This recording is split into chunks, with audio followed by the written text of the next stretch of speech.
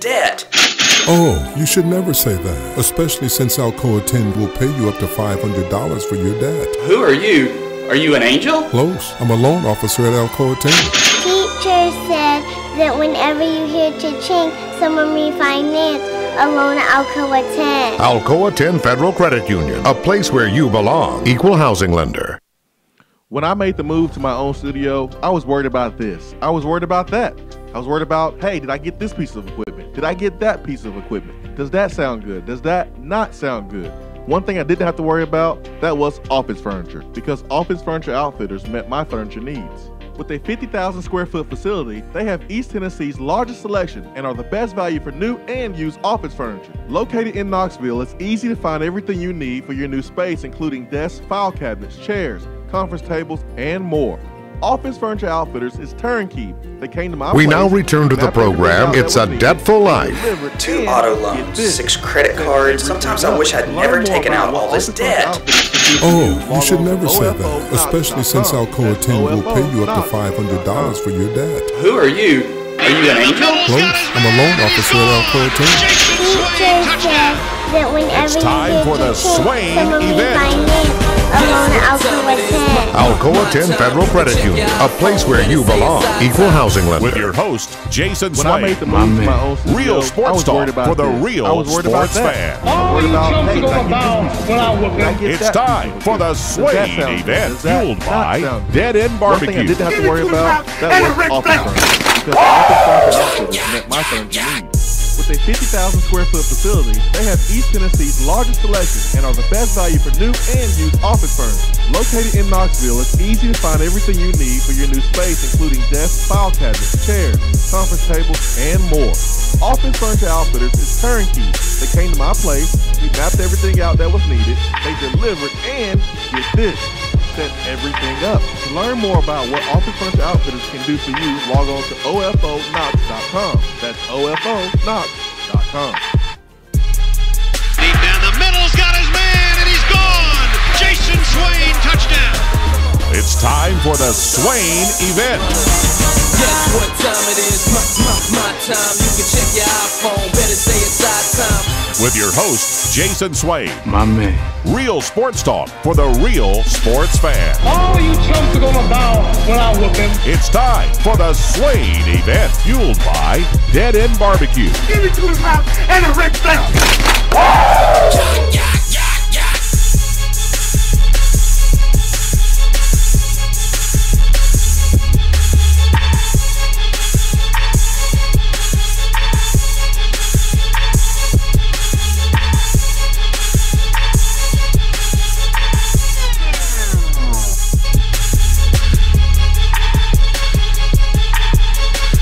Swain Event, SwainEvent.com, fueled by Dead End BBQ, top 100 barbecue restaurant in America, 865-200-5503. Tuesday. It's not Tuesday, it's Wednesday. It feels like Tuesday. It feels like winter as well, but it's not winter. It's actually spring. Wednesday, best day of the week. 8:50 a.m., 100.9 FM, Rocky Top Sports. Hope you're having a great morning so far. 4 minutes past the top of the hour. A lot to get to today. Tennessee hit the practice field on yesterday. We got Jeremy Pruitt and his approach this year, wanting everyone to come to the spring game, is a little bit different than last year, and I think it will be a lot more effective. Ben McKee, Jason Swain here with you. 8:50 a.m., 100.9 FM, Rocky Top Sports. Benjamin McKee. Jason Swain. Is that the remix over there? That's the remix. The West Coast remix here on the Swain Event. In honor of Nipsey Hussle. Yeah, man. That's like the West Coast remix over there, man. I never heard this one before. I don't know. Apparently it was playing 2 of the intros at once, which is why you heard the echo. I don't know. I don't get technology sometimes. Yeah. Hopefully that is not a sign for things to come. It's kind of like, I try my best to post the one fly we all fly before each Tennessee basketball game this season, and there's only one that I missed down the stretch, and that was the Colgate game, I believe. And unfortunately, I was up in the bird's nest, the crow's nest, and I did not get down in time to take a video of it. But I tweeted it out before the Purdue game, and it tweeted it out sideways for some reason. My video was sideways. I had no idea why. I took the video as I always do. I didn't change any settings on it, and it tweeted the one fly we all fly out sideways. And I kind of responded to that tweet and was like, I hope this isn't a sign for things to come.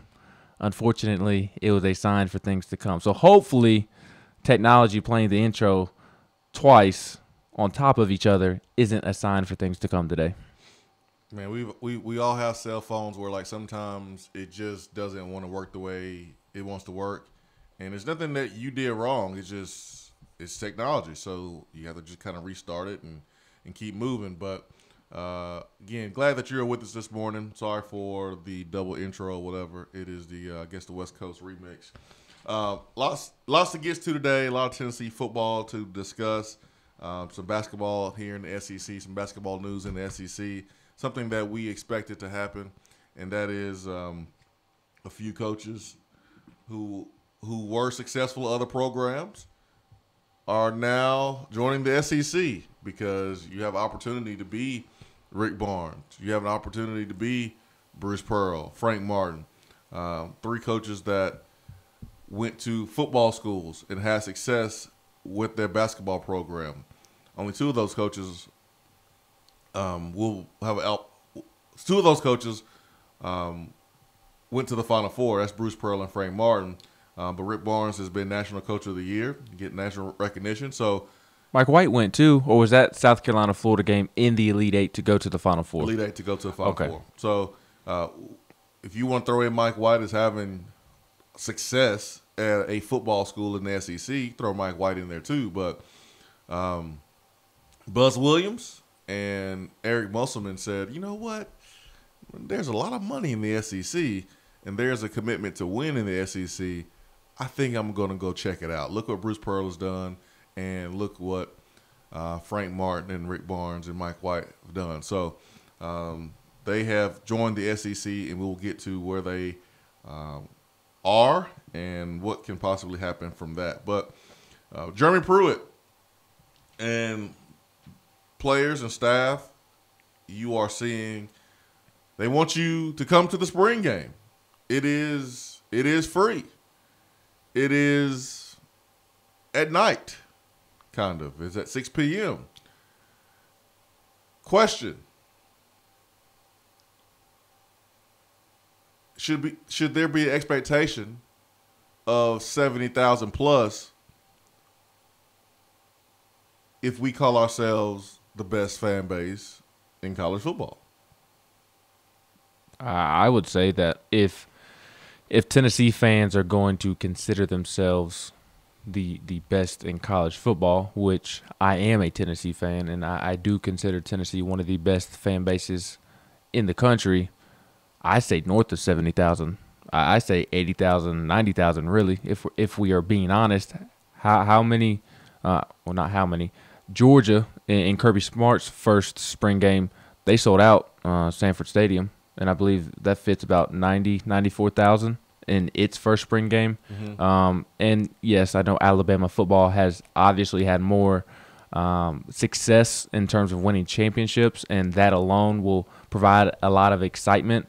But Alabama, other than this past spring, I mean, it's been sold out almost every single year. So I think it should be north of 70,000 if you are going to consider yourself one of the best, if not the best, fan base in the country. 70,000 is a very impressive number. Mm-hmm. But in terms of being the best fan base in the country, in terms of trying to show that off and prove that point by attendance in a spring game, I think it should be 90,000, 85,000, somewhere in that range.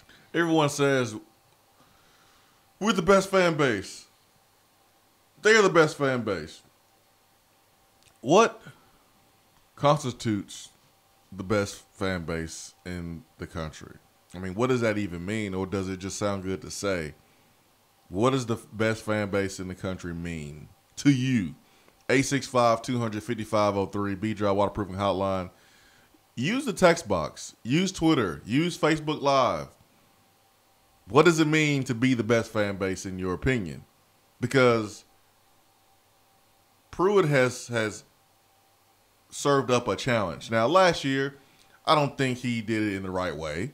I thought he came off in the wrong way last year, even though I didn't have a problem with it. I see how other people had a problem with it. It did not bother me one bit. I felt the same way now as I did then, and that is we needed someone that's going to come in and ruffle feathers a little bit and be a little bit different. And, Chris Lowe has said it on this program, Pruitt was going to come in and be kind of a bull in the china shop. And he has been. He's ruffled some feathers here and there, but hey, that's you got to go through some pain if you're going to grow. You got to go through some pain if you're going to get stronger and better. And this is not going to be a comfortable process. If you want to experience growth, if you want to get better, you have to be comfortable with being uncomfortable. And sometimes you're going to get told off, and sometimes you're going to experience some pain and some agony and and be uncomfortable. That's just part of growth. And so I'm cool with Jeremy Pruitt coming in and basically criticizing the fans for not showing up last year, to be honest. When you do that, you put pressure on yourself to win. Mm-hmm. So you better win. And this last season, it's tough to demand that the fans come to the orange and white game last year, change up the format that basically took opportunities away from the fans to see their favorite players and get autographs, and then go out and get smashed by Vanderbilt, go out and get smashed by Missouri, and fail to reach a ball game.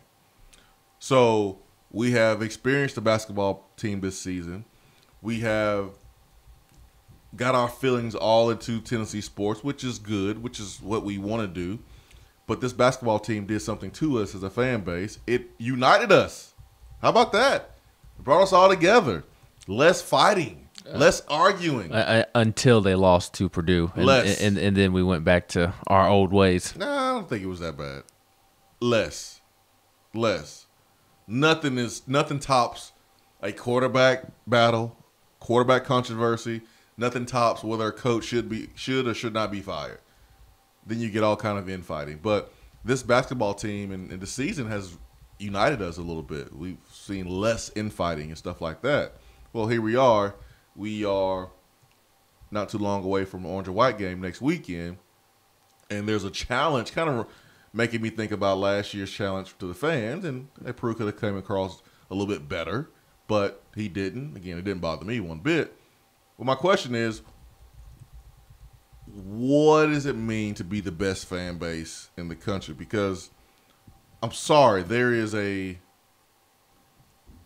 it's not a one-way highway when it comes to these things. When you expect the fans to do something, what are you giving them? You ever been in a relationship with someone? It could be intimate, it could be just friends or whatever, but you're the one that's always calling. You're the one that puts in more effort. You're the one that you send them happy birthday text messages. They don't do the same for you. You're always the one that checks in on them every couple of weeks or every couple of days, but they don't do the same to you. You're always the one that's inviting them, hey, man, we getting together. You want to come over and hang out. You're the one that's always doing that. They don't do that. You are in a one-sided relationship. That sums up my relationship with Tennessee football. And they get tiring, right? It gets old. It gets quick. old. Yeah. So you're like, well, I'm going to put my interest in something else. I'm going to put my energy in something else. Well, when you have a fan base in any type of sporting team, the two-sided relationship is that, yes, we come, we support, we give our all. We're at events, we want autographs, but it's conditional. In return, we want wins. Let's not get it twisted. We love our kids unconditionally. We love our parents unconditionally. but we don't love our sports team unconditionally. That relationship comes with strings. There's strings attached, and there better be some winning if I'm going to invest my time, my energy, my money, and all those things. And so, how does the fan base feel coming off last year's football season? But we did experience the basketball season. Here's a challenge for the fan base to show up and show out at the orange and white game, and we call ourselves the best fan base in the country. But what does that really mean, though? It just sounds good, right? It sounds good to say that you're the best at something, but is there like a tournament? Is it March Madness for fan bases where you can really tell who's the best? Well, we're gonna know here in about a couple days who's the best basketball team in the country playing at the right time, because there's the Final Four. There's a tournament. And the best team is gonna win that tournament. There's no denying the best team in the country when it comes to college basketball. But when we're talking about fan bases, there's no way to really settle that. There is, and here's what you win. Remember that big old trophy that Tennessee football gave out after the alumni flag football game a couple years ago at halftime of the spring game? Tony Robinson? Yes. That is the trophy that the best fan base in the country gets based off of spring game attendance. I guess so. We get a trophy, Swain. We all get individual trophies. If you show up to the spring game, you get a mini trophy. I guess so. Pruitt hit the nail on the head, though, with some of his comments about how important it is for great attendance at the spring game. We'll talk about Tennessee football coming up here on the Swain Event. A lot of practice notes to go over. Be right back.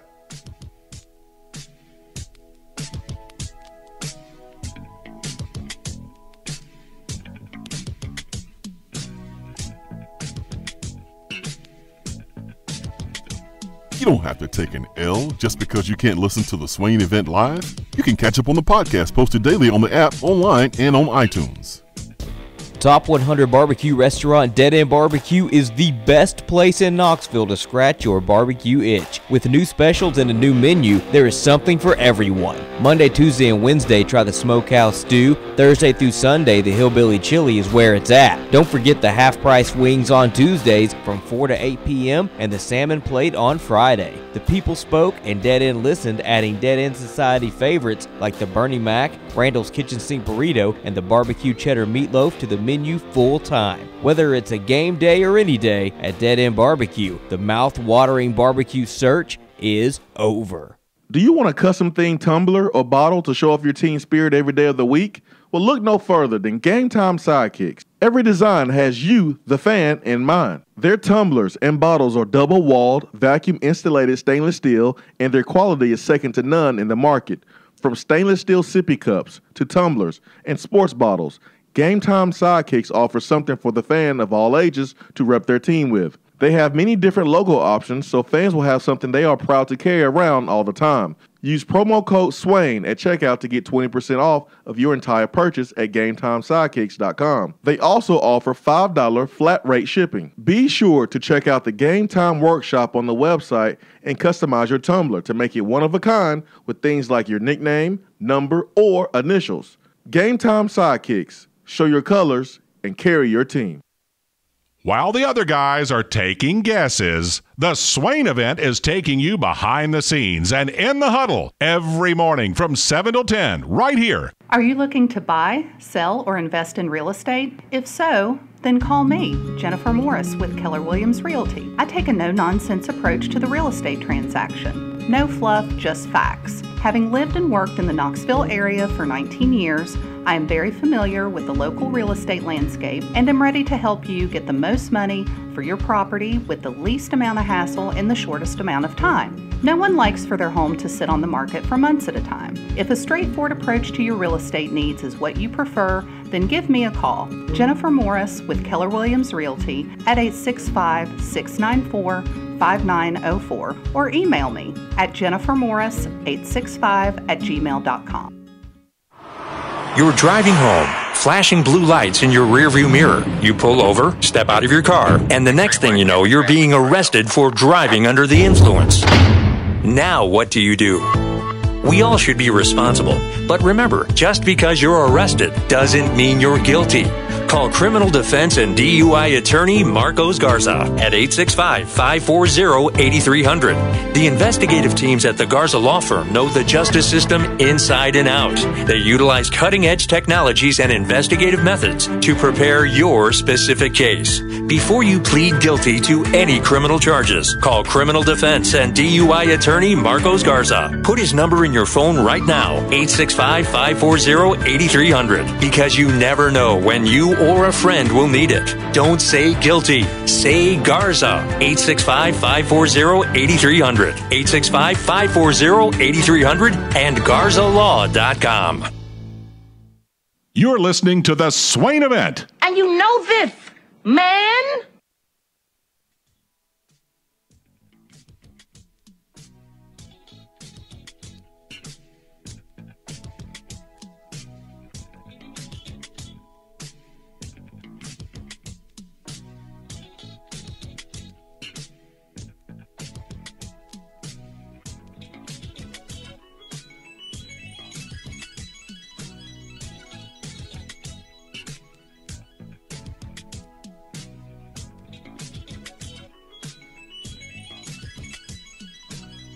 What does it mean to have the best fan base? What does that really, really mean? Like, we know what some slang phrases mean. Man, he's on 100. He's 100 right now. He's lit. Well, we know what that means, right? The litness is real. He's turned up. Well, that means that he has a lot of energy, and we know what that means. But what does it really mean to have the best fan base? What is your definition? I don't know, man. I don't really know. I know that we have it. That's all I know. Like, we have the best fan base, but what does it mean? I don't know. Yeah, to me, it's hard to quantify. Like, how can you sit here and prove that Tennessee has a better fan base than Ohio State, than Oklahoma, Notre Dame, Alabama? I do think Tennessee is one of the best. There's nobody that is clearly better than Tennessee. But my question is, how do you prove, that Tennessee is the best fan base? Or do you just base it simply off attendance numbers?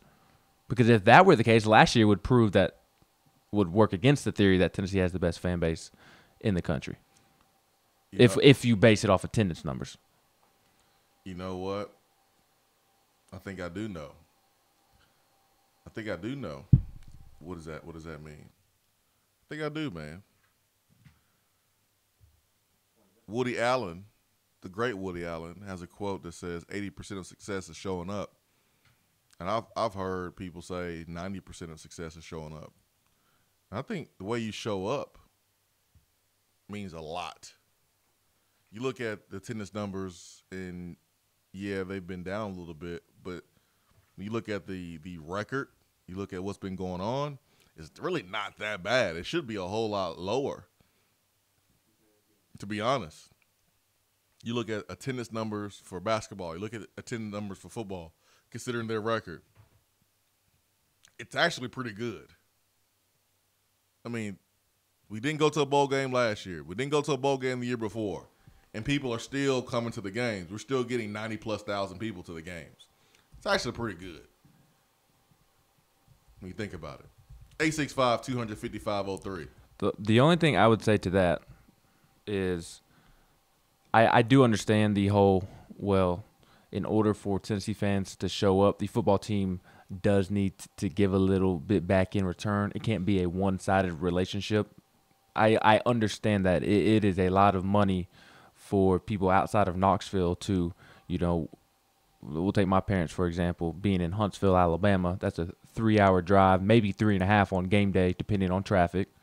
They're probably getting a hotel room for a night or 2 nights. They're spending money in terms of restaurants and things of that nature and gas. And so I do understand that it is a lot of money in order to come to these football games, and it is hard to spend that money when the football team has poor results year after year after year after year. I understand that. But I also sit here and say if you're going to be the best fan base in the country, the attendance numbers should be top-notch regardless, because we love Tennessee football, and love is supposed to be unconditional. That would be my only argument. I don't disagree with you, but that's the only thing I would say to that. That is one of my definitions of being the quote-unquote best fan base in the country. To me, the two definitions are being unconditional fans, which Tennessee fans absolutely are, and two, I also look at it past football. I kind of look at it as, wow, Tennessee fans, if it has Tennessee on the jersey, Tennessee fans really support that team. And Tennessee fans do a great job of supporting all of the teams on campus. That's kind of how I look at it. No, I understand. I mean, you look at the Bible, and the definition of love is unconditional, and it's patience and kindness and all this. We totally get it, but loving a sports team is not unconditional. It does depend on how the team is successful or not successful in on the field of play or on the basketball court. Jeremy Pruitt has nothing to do with what happened before 2018. He has nothing to do with that. So whatever happened in 2013 or 14 or 15 or 2009, he has nothing to do with that. Unfortunately, there's people that still feel a certain type of way because of those years. Pruitt is in his second year. When you are in a relationship, you have two people that's on opposite sides, right? And you want to meet in the middle. You want to meet in the middle, at least 55-45. But you don't want to go 75 and the other person want to go 25. Well, fans, I think, sometimes are they're waiting on their team to do more before they give more. And I don't think it should be that way. I think you should give more and hope for more, but if you don't get it, then you know that you did what you're supposed to do. Because you don't get 2019 back. You only get a few moments to spend with people that matter to you, whether it's your kids that you bring to the game, or it's your granddad or dad or mom or significant other, whatever. You only have a few opportunities because you never know what might happen. And so I bring all this stuff up because Pruitt, yes, he's issuing a challenge again this year to the fans. And I don't want folks to go, well, win some and then I'll come. That's not the definition of being the best fan base. I agree. So let's go to the phones. Let's get to Jay first. Jay, good morning. Good morning. Good morning, Jay. Best fan base. What is your definition? That's what we're talking about right now. Asking that question, man. Do you have a definition? I think the best fan base is like having good attendance and then also having good numbers on the TV. TV ratings when Tennessee is playing? Yes. Okay. And to Jay's point, Tennessee, I know this is basketball, but Tennessee was top 5 in terms of TV ratings, or the city of Knoxville, I should say, was top 5 in TV ratings for not only men's basketball and women's basketball. And with the state of women's basketball, I think that's very telling. Yep. Knoxville was one of the top TV markets in basketball this year. And I think it was for football as well. Yep. Yes, it was. Yep, I like it, Jay, man. Thanks so much. Let's get to D.R. Vol. D.R. Vol, good morning.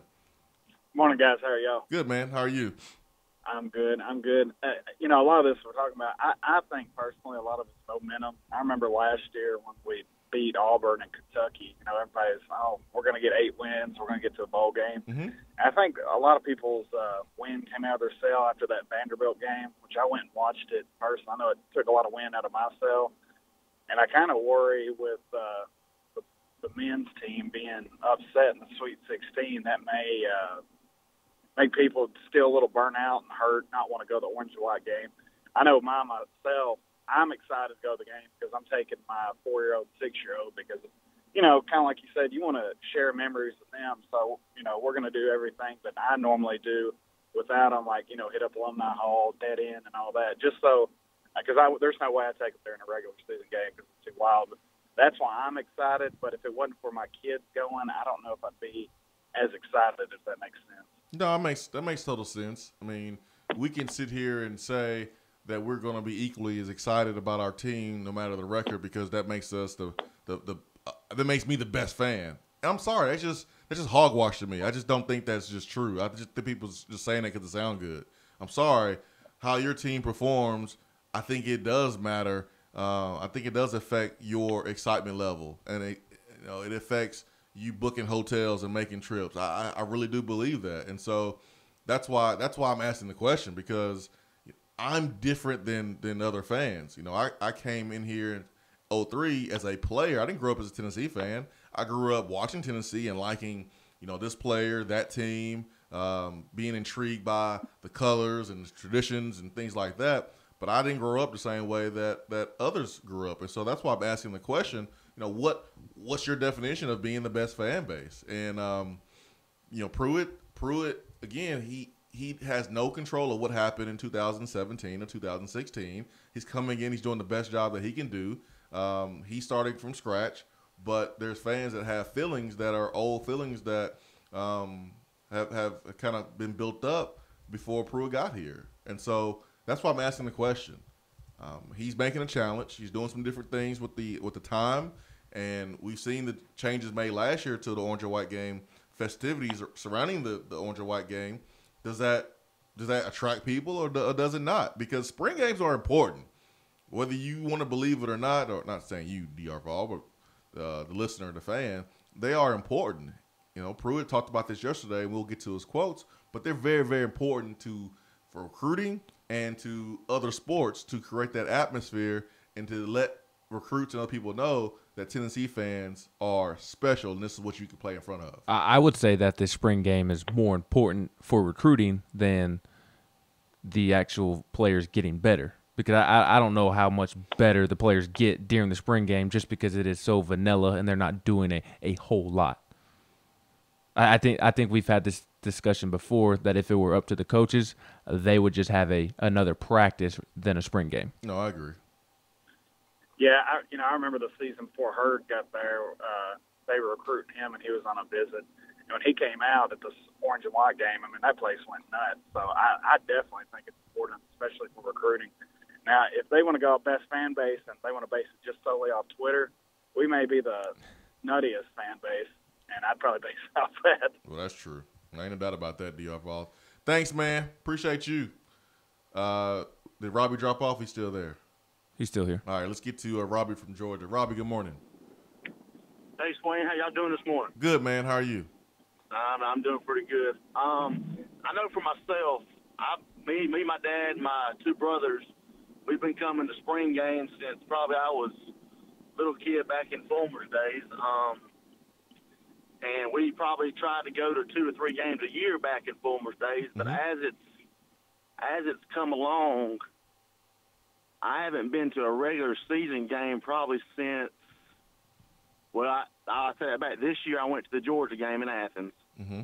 But before that, I hadn't been to a regular season game just because of the drive and travel and room and all that stuff probably since Dewey's first year. Ooh, so 2010. Yeah. So I think I agree with you. The product has to be there for at least for me, and my family and dad and brothers and all that stuff. That's fair. But as I said, I've been to spring games this year. I'm going this coming up Saturday, coming up there. So we're coming up Thursday, so we're making a whole weekend of it. So I was also wondering, are you doing anything Friday? I was thinking about this, Mr. Jason Swain.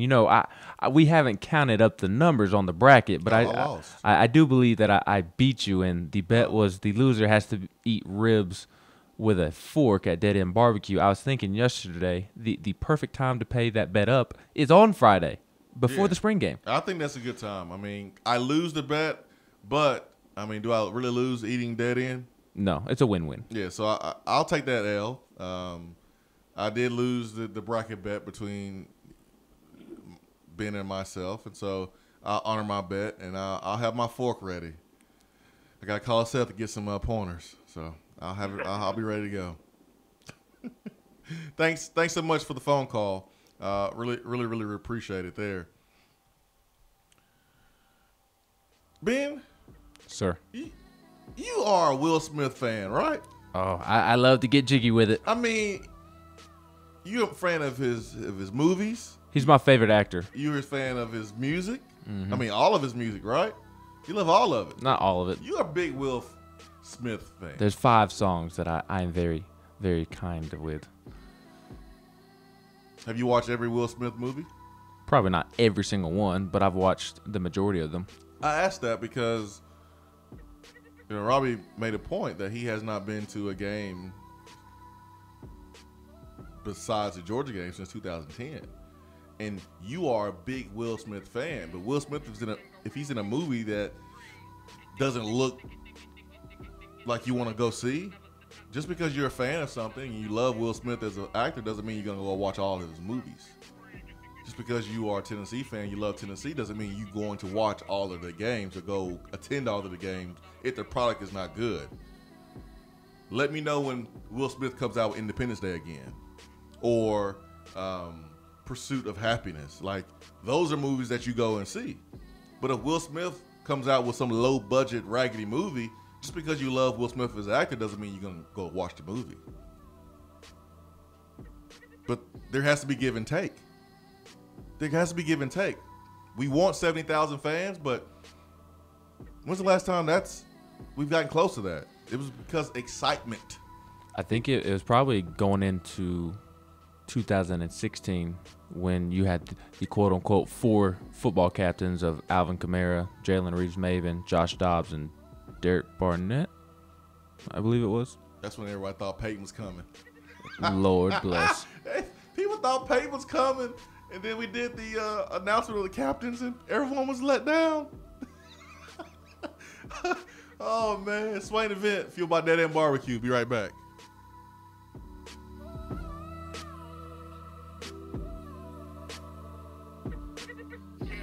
For a replay of each day's Swain Event TV, like us on Facebook.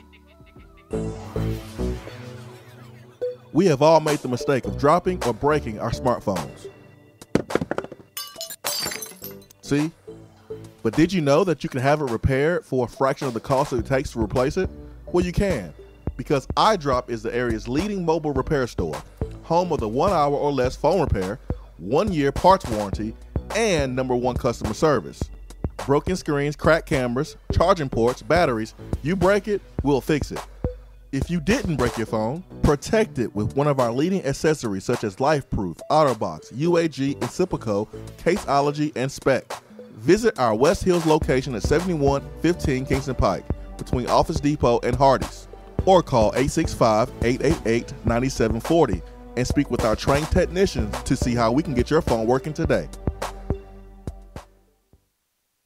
When you see the happy face on our truck, you'll be smiling because you'll know that you're in love. It's freezing in here, Mary. What's wrong with your heater? The repairman can't get here till next week. Sugar, you've got the wrong guy. My guy is fast and has free heating service calls when he does the repair. Hi, I'm Jimmy Hiller. Take advantage of a free service call with any repair. Call the Happy Face Truck today. While the other guys are taking guesses, the Swain Event is taking you behind the scenes and in the huddle every morning from 7 till 10 right here. We're here with Dr. Mike Carlson of Tennessee Regenerative Sports Medicine. If you have orthopedic injuries such as shoulder pain, knee pain, or instability, Achilles tendonitis, golfers, or tennis elbow, do what I did and give them a call. Yeah, Jason, we specialize in regenerative non-surgical orthopedics. So we treat damaged ligaments, tendons, and joints, including things like rotator cuff injuries, knee instability, elbow problems, as well as foot problems like plantar fasciitis, Achilles, things of that nature, by injecting with stem cells and what's called PRP, or platelet-rich plasma. And this form of treatment we do under ultrasound, so we know we have our target. And it also stimulates the body's own reparative process, and this allows for the healing of damaged tissue. And as you well know, I mean, numerous professional and collegiate athletes, guys like Steph Curry, Tiger Woods, and even yourself with your ankle injury, have been using this form of treatment for years. And so we offer that same type of treatment here in East Tennessee. Visit them on the web at trsportsmedicine.com. Tennessee Regenerative Sports Medicine, East Tennessee's leader in regenerative therapy. Craving flavors that don't take hours in the kitchen? Mrs. Grissom's cheese spreads and chicken salads are the perfect go-to. Ready-to-eat meals and snacks found in the meat or dairy section at your local grocery store. Whether you crave the classic Mrs. Grissom's pimento cheese or the gluten-free select varieties like the cranberry pecan chicken salad, enjoy small-town flavor in every bite. Select the best. Select Mrs. Grissom's.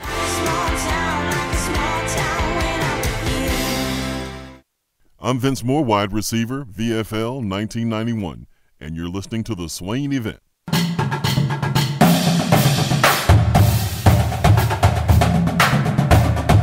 Around the SEC, powered by 42nd Street Marketing, your game-winning play call for design, marketing, and branding.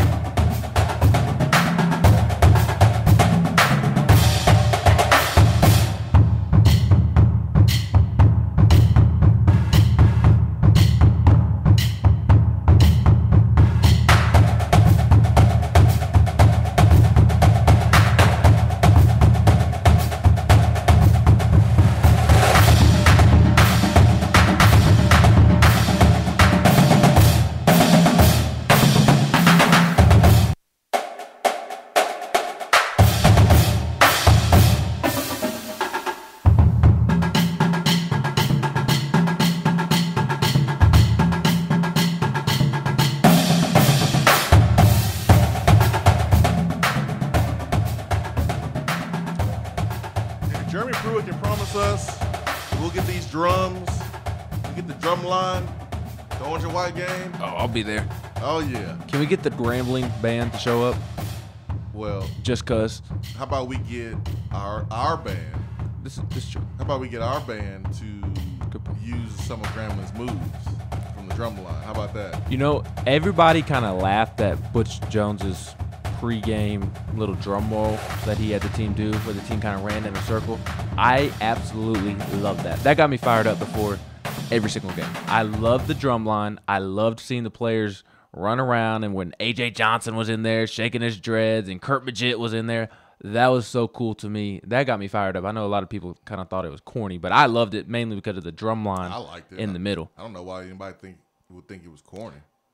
Because at that point, by the end of the Butch Jones tenure, any Butch Jones idea was perceived as corny. Yeah, that's when you're getting into your feelings a little too much. Yeah. Just because you don't like a dude, you gonna crap on good ideas. Yeah. Not every idea was crappy. There are some things that he did that was really, really, really good.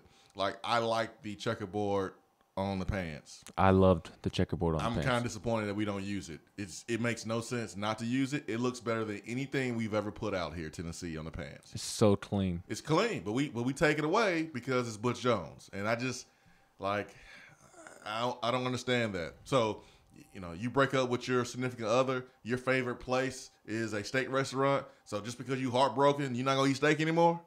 Please, please. That checkerboard on the pants, clean. Very clean. The drum line before the game is awesome. It was awesome. I thought it was really, really cool too. So I agree with you. All right, Ben, around the SEC, what you got for us today? I have a lot of notes, but I will save some for tomorrow. I do want to mention this, I guess, is SEC basketball related in a way. Yesterday, somebody called in and asked us kind of the timeline for when we'll find out about Jordan Bone and Grant Williams declaring for the NBA draft. John Rothstein tweeted this out yesterday morning, said, a reminder, under new NBA draft rules, players are allowed to retain an agent to guide them through the process and then terminate them later if they wish to return to school. What does that mean? There won't be significant clarity to who will be back for next season until late May. Wait a minute. So you can get an agent, but then terminate him if you decide to come back. Yes. So that means you cannot take an advance? Probably not. But I mean, technically you can't, but How will anyone know if you took an advance? Straight cash, homie. But I guess whatever. Just don't leave any receipts. It's a weird rule because I like it because this gives the players somebody that can guide them through this entire process. And then if they do decide to enter the draft, obviously they have somebody there for them. But then it also leaves you vulnerable to a Johnny Manziel situation happening. Here's schools being lazy and only thinking about themselves and what the players who are currently there can do for them. Because once a player's eligibility is done, man, most schools kind of throw you to the side. You're no longer an asset to them. You no longer can help the coach with his raise and climb the ranks. You're no longer as important. Why should the agent be helping these kids through the process? Why can't the schools do that? You're paying all these coaches on your staff.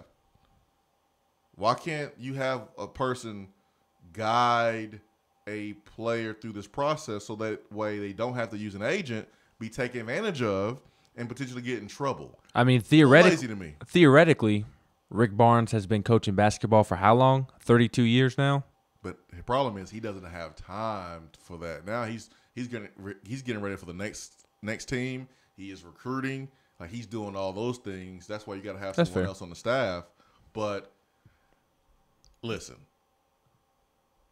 as long as it benefits the athlete, I'm cool with the whole agent thing. But you can't tell me there's not other ways that we can achieve allowing these kids to test the waters, experience the process, understand, what it means to have an agent or go through the whole evaluation process and do it the right way. There's other ways to do it, but hey, whatever. Yeah. Last night, John Rothstein also broke some news that Texas A&M is expected to hold a Thursday press conference to introduce Virginia Tech's Buzz Williams as its next head basketball coach. Williams is tentatively scheduled to meet with Aggie players on Wednesday night. Obviously, that is tonight. Buzz Williams, I think it is a tremendous hire for Texas A&M. Buzz Williams is awesome. Slam dunk for Texas A&M, who has had 2 back-to-back rough seasons. They did make the Sweet 16 last year, but that was a team that probably should have gone further in the NCAA tournament with how much talent and experience that they had. At Marquette, Buzz Williams was 139-69, 66 winning percentage, and then he goes to Virginia Tech and wins 60% of his games at Virginia Tech. So I think I've shared this on the show before, but I was listening to a podcast. I believe it was Gary Parrish was explaining this about Buzz Williams, that in speaking with Buzz Williams has this, I don't know if theory is the right word, but every 5 or 6 years, he feels that it is best for a head coach to move on, because after those 5 or 6 years, he becomes stale to the fans. I mean, you look at Marquette, he won 20 games every single year except his last year, made it to the Sweet 16 twice, made it to the Elite Eight, was arguably one of the best coaches in Marquette basketball history in terms of what he was accomplishing. And after he went 17-15 in his final year, didn't make the tournament, a lot of fans turned on him. So in order for him to, we talk about that new flavor of the month. Buzz Williams' theory is, in order to continue to be the new flavor of the month, find a new job every 5, 6, 7 years. It's a different mindset, and one that I find intriguing. So I don't think I would say that if I'm Buzz Williams. Yeah, I wouldn't say every 5 years this is what I'm going to do. Yep. I would say it was time after 5 years at Marquette, because now all you're doing is setting yourself up for people at Texas A&M to say after year 4, well, where's Buzz going now? Yes. If I were a Texas A&M fan, that would worry me. Yeah, but whatever. But it is what it is. Okay, it is really time to change the Philip Fulmer Cup to the Georgia Bulldog Cup, because Georgia has more headaches to deal with after 2 Bulldogs linebackers, Robert Beal and Brenton Cox, were arrested on Tuesday on charges of weed. I'm sure, right? Yes. Oh, yeah. Stay off the weed. possession of marijuana. According to Athens Clarke County records, the pair were arrested at 3:13 p.m. Tuesday with less than 1 ounce of marijuana. Cox posted his $1,000 bond at 4:08 p.m. Beal posted his $1,000 bond 20 minutes later.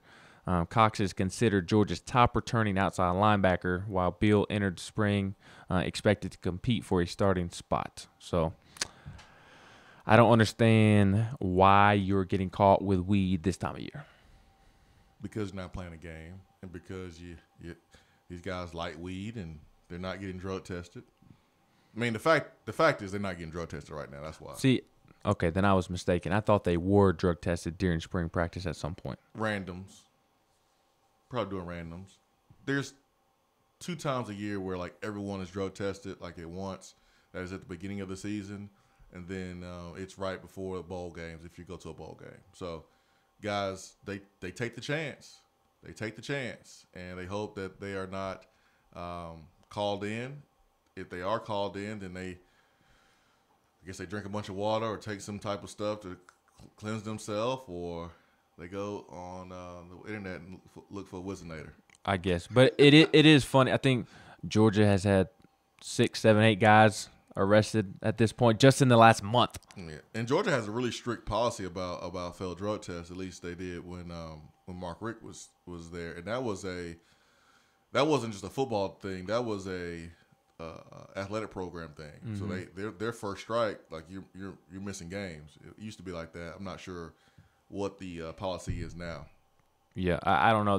This will be the last thing that I mentioned, but I wanted to get to it yesterday. I did not have time.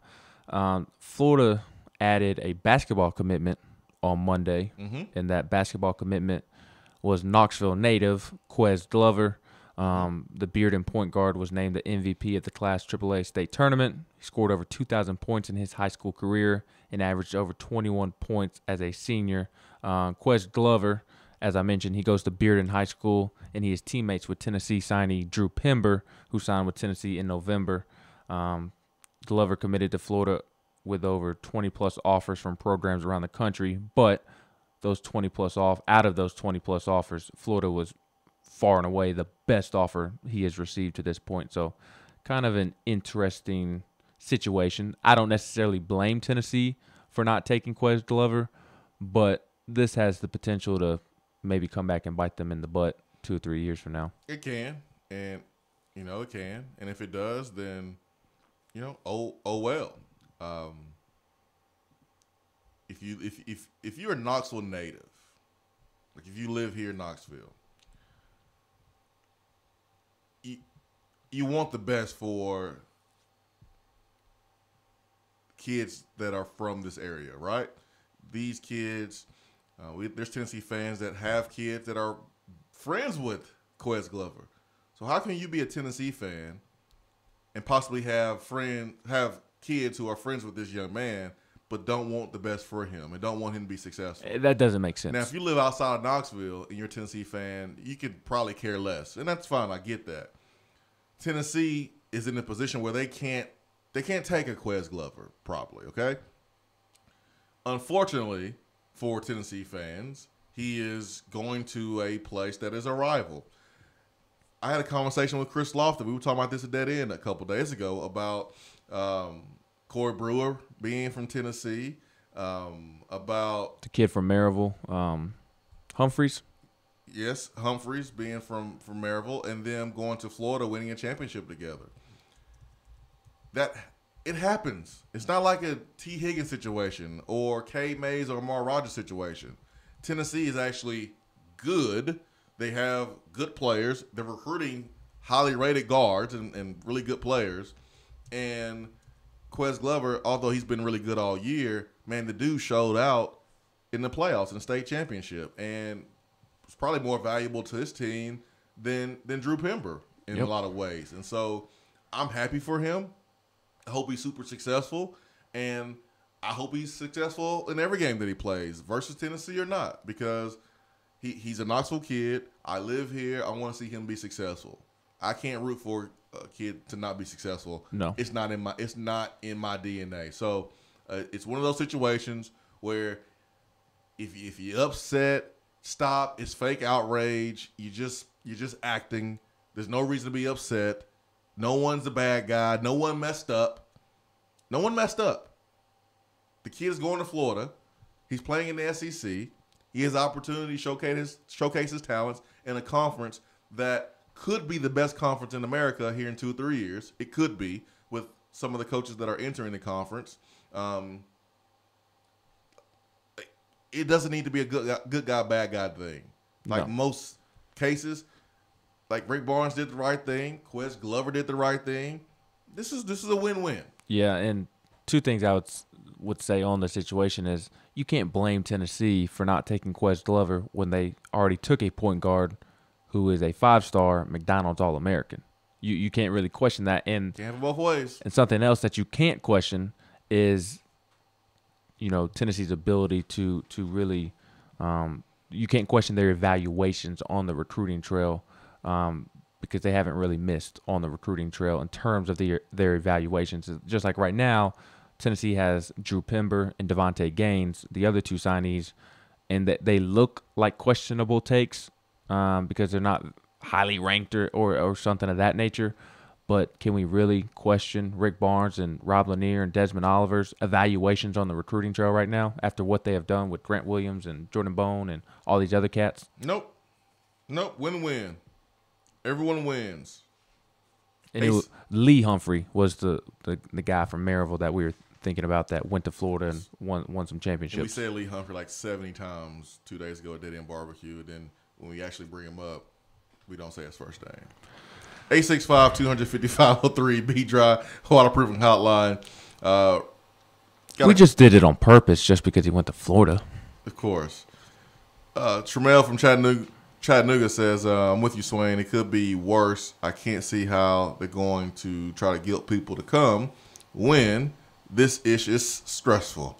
I spent a lot of money to come see them. Sounds good, Ben.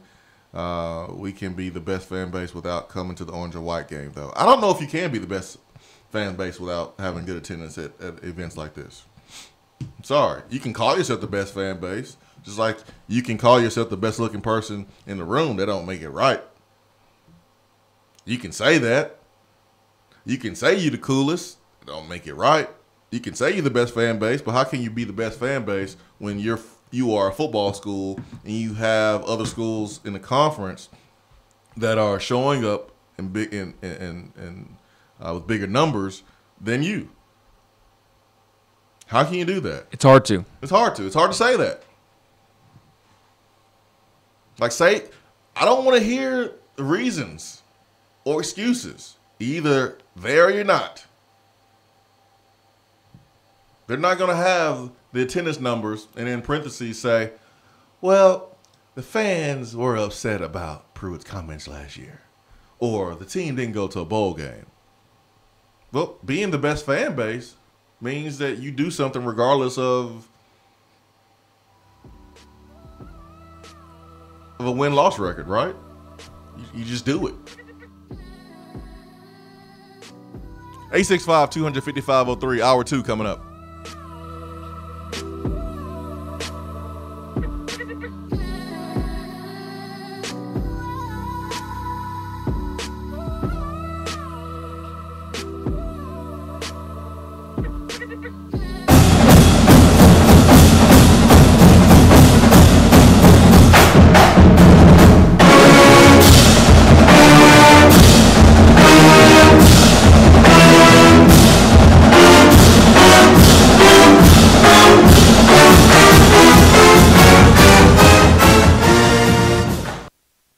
Touchdown or turnover is up next on the Swain Event.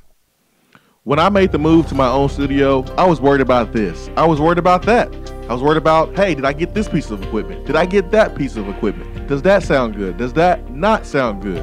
One thing I didn't have to worry about, that was office furniture, because Office Furniture Outfitters met my furniture needs. With a 50,000 square foot facility, they have East Tennessee's largest selection and are the best value for new and used office furniture. Located in Knoxville, it's easy to find everything you need for your new space, including desks, file cabinets, chairs, conference tables, and more.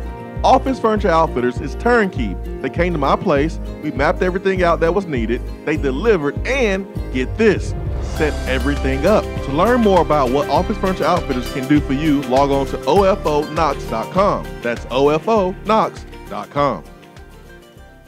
We now return to the program. It's A Debt for Life. 2 auto loans, 6 credit cards. Sometimes I wish I'd never taken out all this debt. Oh, you should never say that, especially since Alcoa 10 will pay you up to $500 for your debt. Who are you? Are you an angel? Close. I'm a loan officer at Alcoa 10. Teacher said that whenever you hear cha-ching, someone refinance a loan at Alcoa 10. Alcoa 10 Federal Credit Union, a place where you belong. Equal housing lender.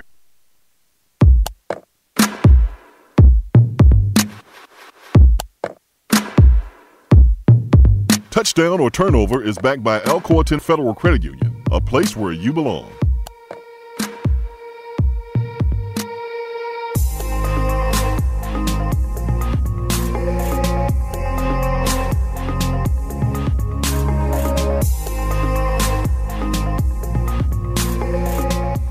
Touchdown turnover backed by Alcoa 10 Federal Credit Union, a place where you belong. Better rates and better service. 850 AM, 100.9 FM.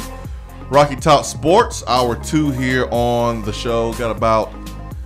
We're about 2 minutes past the top of the hour here on a Wednesday. Touchdown or turnover.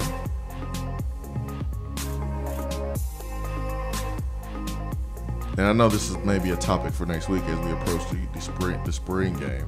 So I'll say the attendance touchdown turnover for next week. But Jim Chaney made some comments about the wide receivers, and I want to ask you, man, do you think we get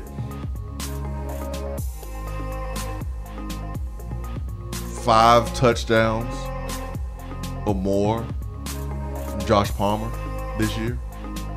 5 or more touchdowns from Josh Palmer this year? Just 5. And the reason why the numbers is low, because we don't have that one dude. We don't have that Justin Hunter. We don't have that Denarius Moore, that Robert Meacham, that guy that his numbers are going to be here and everyone's numbers are significantly lower.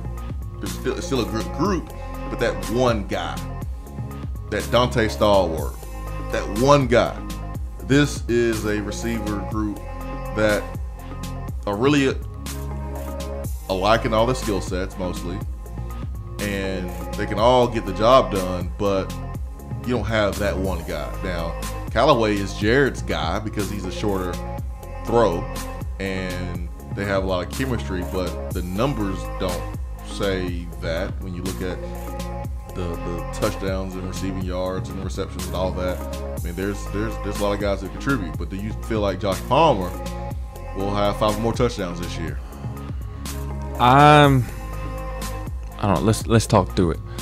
Jared Garantano has only thrown 16 career touchdown passes. He threw 4 during Butch Jones' final year, and then he threw 12 last season. So what is a reasonable expectation for how many touchdowns JG is going to throw this year? I want to say 20, but with how much Jeremy Pruitt prefers to run the football, not necessarily saying that Jim Chaney is going to run the football just all day, every day. They both understand that in today's day and age of college football, you have to be able to throw the football as well. But what is a reasonable expectation for how many touchdowns JG is going to throw? I think 18 or 20. Yeah, I think 20 plus should be the goal. 20 plus. I think if Jarrett can hit the 20 touchdown mark, that is a very good season, and Tennessee probably wins 7, maybe 8 games, because theoretically the rushing attack should be able to help the passing game as well this season. And in terms of Josh Palmer, he only has 2 career touchdown catches, and they were both So last season. 3 more. I'm going to say turnover because of 2 reasons.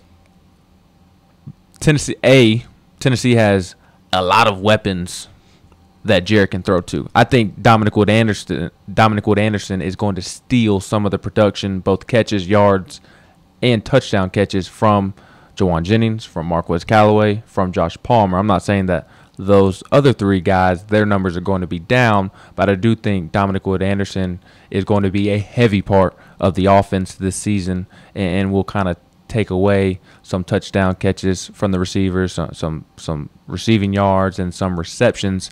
And then on top of Dominic Wood Anderson, I mean, you have Jawan Jennings and you have Marquez Callaway, who I think are Jarrett's first and second go-to guys in the receiver room, and then Josh Palmer is right behind those two. So because there are so many weapons on offense, I don't know that anybody may catch 5 touchdown passes. I think it could be a very diverse room when you look at the receiving touchdown numbers at the end of the season. And if there is going to be a guy that catches 5 or more, it'll be Jawan or Dominic Wood Anderson or Callaway. And then on top of that, I think there's going to be a heavy emphasis on running the football. So I don't know that there will be as many opportunities to catch touchdown passes. So that's why I'm saying turnover, that Josh Palmer will catch 5 touchdown passes this year. I'm gonna say touchdown because he had 2 last year, 1 against Georgia, and 1 against Charlotte. I remember him catching a pass close to the goal line against West Virginia. Probably could have gotten closer to the goal line if he would have caught the ball and got upfield quickly and lowered the shoulder instead of bracing for the contact, and stopping his feet. Palmer's still learning how to play. I remember last spring and fall camp, he looked like the best wide receiver to me all around. This is his second spring practice. And he's kind of picking up where he's left off as far as his production in practice, but it has to carry over to the games. He's a real good deep ball catcher. He needs to understand, and I think he's doing this, something he did not do last year, is playing a little bit faster and mentally being a little bit tougher and playing a little bit tougher. He has a nice frame at 6'2", so there's no reason why he should not be more physical. I think we will see that from him. But I remember last year when everyone's talking about, yeah, we're going to run the ball first. Every coach says that, right? The beginning, we're going to run the ball first and we're going to be physical. Well, you can do that all day. You can say that all day. But the fact of the matter is, your strength, they're the wide receivers. That's the strength of the team right now. It's your wide receivers. They are the most experienced. They're the most dynamic, even though they're not the most dynamic, but they are the most dynamic group we have on our team. But I look at the Auburn game, and Jarrett Garantano had 32 passing attempts. And probably could have had a little bit more, but threw the ball 32 times and was efficient, had 2 touchdowns. One of those was thrown to a running back in Ty Chandler. The other was thrown to Jawan Jennings on a nice fade pattern. I remember that. But if the receivers are the strength, how can you not expect a starting wide receiver in Josh Palmer, who is probably the most all-around receiver out of the 3 between Callaway and Jennings, not to at least get 5 touchdowns in a season where we're going to play 12 games? Because I'm not confident. Well, really, Tennessee will be playing 13 games. Well, even more, 13 games. Because I'm not confident that there will be enough receiving touchdowns to go around. Like in terms of total touchdowns thrown this season, I don't know that there's going to be enough to go around, because I'm still not confident that the offensive line is going to provide Jarrett with enough time to make plays down the field. I am very confident in Jarrett Garantano. I know there is a section of the Tennessee fan base that would much rather see J.T. Shroud or Brian Maurer start, which I do not understand. But I do think when given time, Jarrett can be a very productive quarterback, and he proved that last year against Auburn, against Kentucky. He was not the problem in the South Carolina game. There were plenty of examples last season that points to him taking a big step forward this year under Jim Chaney, under Chris Weinke. But the offensive line is still a huge question mark for me, and I still believe that the offensive line, although they did get better this offseason, could hamper the offense and especially Jarrett Garantano's production. We hope it's 13 games. Yes. They guarantee 12. Yes. We hope it's 13 games. We hope it's 14 games. I would be 14 games. You're funny. I mean, 14 games mean you're playing in Atlanta, then you're playing in a ball game. I know. So we hope it's 14 games. And quite honestly, unless the SEC has gotten to the point now that I firmly believe the next time Tennessee gets to Atlanta, they're playing it's a playoff game. They're playing for a chance to get into the playoffs. Because I'm at the point now where the winner of the SEC is pretty much shooed in to the college football playoffs. So really, 15 games is what we're hoping for. I hope there's a lot of love towards the SEC, so I don't disagree with you there, man. Yeah, if you can win the SEC, chances are you're gonna have a chance to be one of the Final Four teams to play for it all. Absolutely. Speaking of wide receivers, D'Angelo Gibbs had been working out, practicing as a wide receiver for the first 9 practices of spring camp. Yesterday, he was back working at safety. What are your thoughts on that move? I'm not surprised. You know, I've said it weeks ago that a red shirt would be good for D'Angelo Gibbs if he's going to play wide receiver full time, because I thought there was a lot of polishing that he needed to do at wide receiver. You can tell that he's an athlete, no doubt about it, but there's just movements that take a while to learn. If you're not a wide receiver, you haven't played wide receiver since high school, you're transferring from Georgia where you played DB. Jalen Hurd switched positions and he redshirted to learn wide receiver, and he looked more polished as a wide receiver when I saw him in games than D'Angelo Gibbs looked when I saw him in practice playing the position of wide receiver. So I'm not surprised that they are testing him out at safety and just kind of seeing what position he looks better at. But I would like to see him at wide receiver, to be honest. I think he can still be a really good player there. Yeah. I'm going to be honest. I'm kind of tired of all the position changes.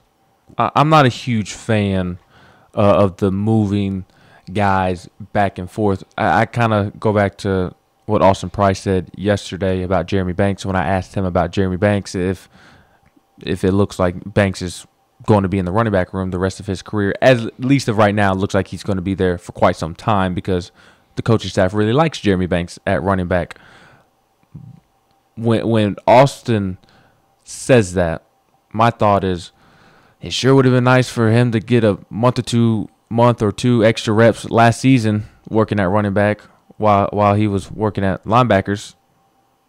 I would have much rather him be receiving reps with the running back room in practice last season instead of reps in amongst the linebacker room. And I understand that Tennessee did have a need at linebacker last season, and that was kind of why Banks made the transition, and he was having problems holding on to the football.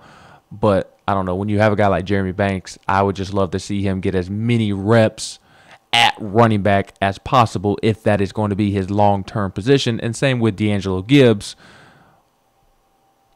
If he is going to end up on the offensive side of the ball playing wide receiver, and he does need all the reps he can get at wide receiver as he adjusts to playing that position, why are we spending practices with him working back in the defensive backfield?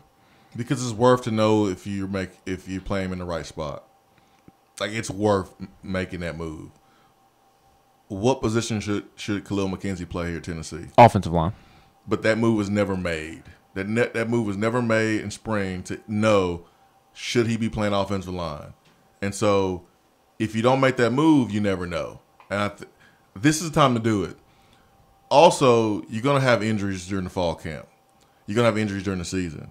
If you have some injuries, you want to be prepared. So if you put guys at different positions during the spring, which is the time, this is the time to do it, then in an emergency situation, you can put that guy at a different position.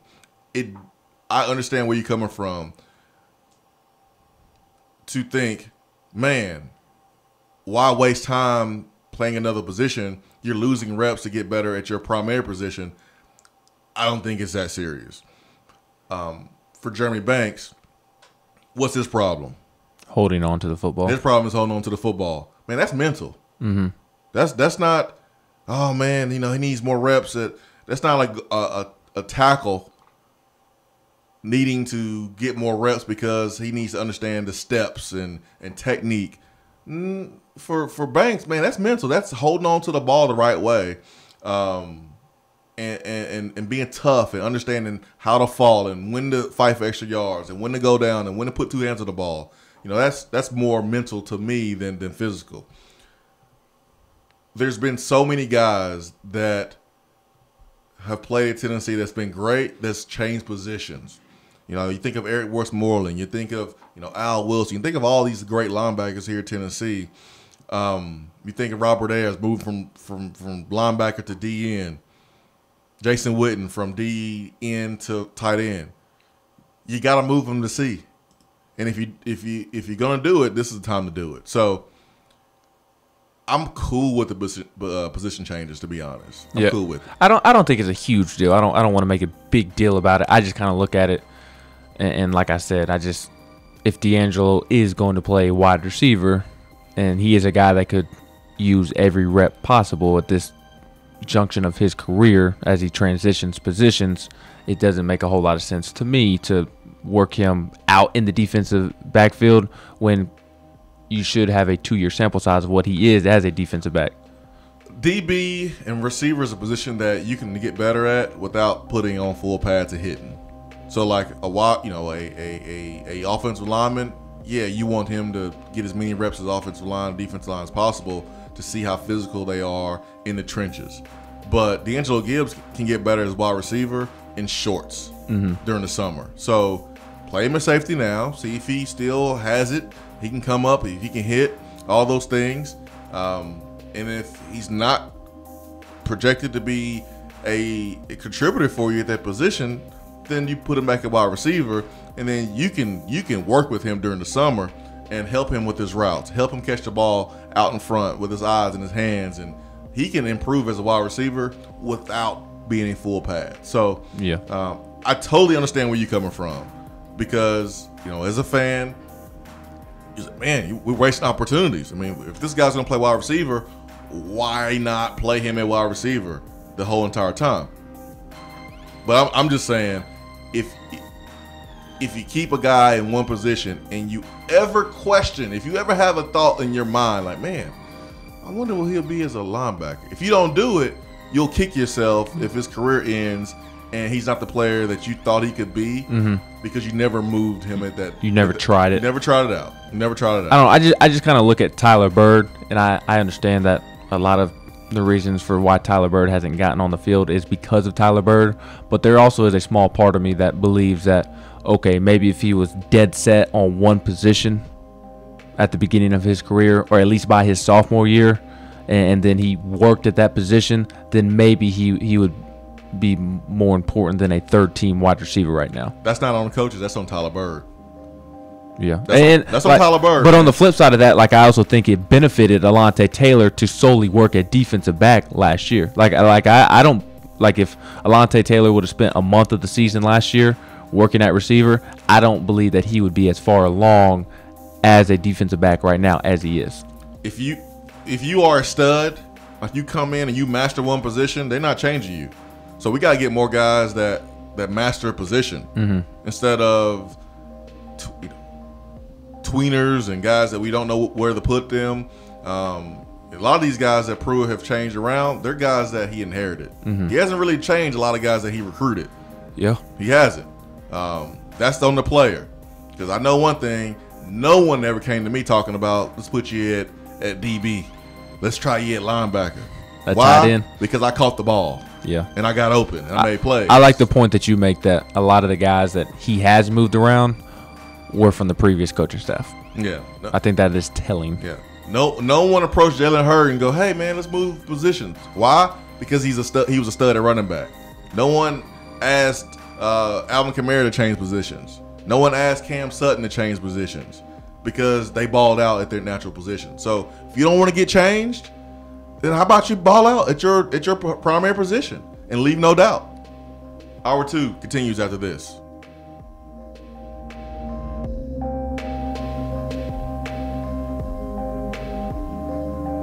At work?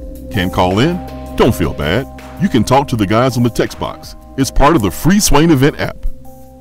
Today looks to be sunny with a high of 70 and a low of 47. There is a slight chance of showers tomorrow with a high near 72 and a low around 52.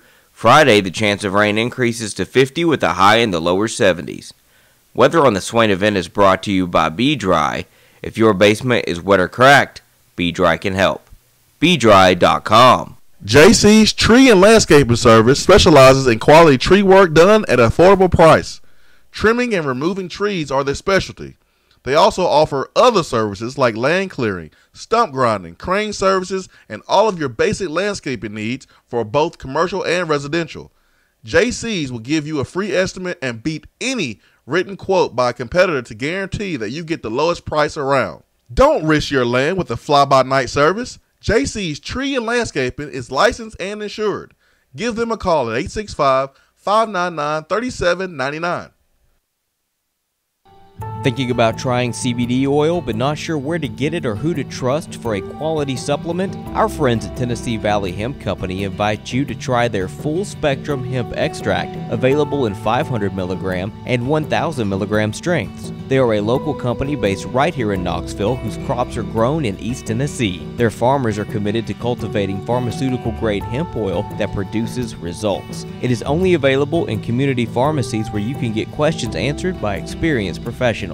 If you are unsure whether or not it's okay to take hemp extract with your existing medications, pharmacists are happy to perform interaction checks that keep you safe and healthy. You can find out more by visiting or calling any of these local drugstores. Gordon's Drugstore in Carnes, Vaughn's Drugstore in Powell, Stanford Drugs in New Tazewell, or Farragut Pharmacy in Farragut. Check them out on Facebook at Tennessee Valley Hemp Company, and don't forget to hit the like button. When you buy, remember to ask for the only hemp oil that supports your health and the power T. Tennessee Valley Hemp Company. These statements have not been evaluated by the FDA. This product is not intended to diagnose, treat, cure, or prevent any disease. Do you have sloping or uneven floors, foundation cracks, or a leaning chimney? Do your windows and doors not open properly, or are there gaps where the floor and walls meet? Don't worry, B-Dry offers approved foundation repair solutions like steel I-beams, helical piering, epoxy injections, carbon fiber applications, and more. Make sure that your home is on stable ground with B-Dry. Call them at 865-588-0454 or find them online at bdry.com.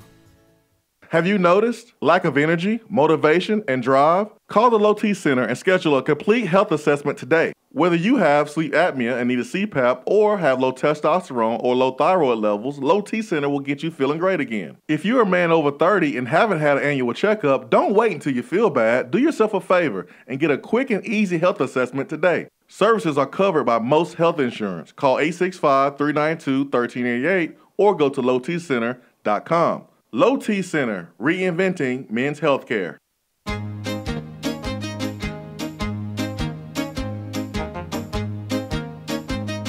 Up goes your car insurance. Nobody likes surprises, so switch to Erie Rate Lock. Get a great rate that stays that way even after an accident, ticket, or inflation. In fact, it's locked until you change a car, driver, or your address. Your Erie agent in Knoxville is InsureFit RM. Get a quote at 865-684-4900. That's 865-684-4900. Erie Rate Lock does not guarantee continued insurance coverage and is not available in all states. I just wanted to come by and congratulate you on the great work you've been doing. I like your style. You remind me of a young me. Failure is not an option. That boy is good. Homes, remind yourself, nobody built like you. You design yourself. Attaboy.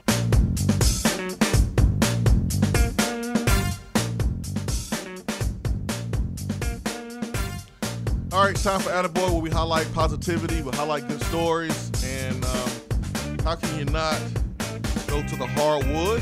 And first, I'll let you roll with that one, Ben. I see what you got over there. But I'm going to give my Attaboy to the Oklahoma City Thunder all-star guard, Russell freaking Westbrook.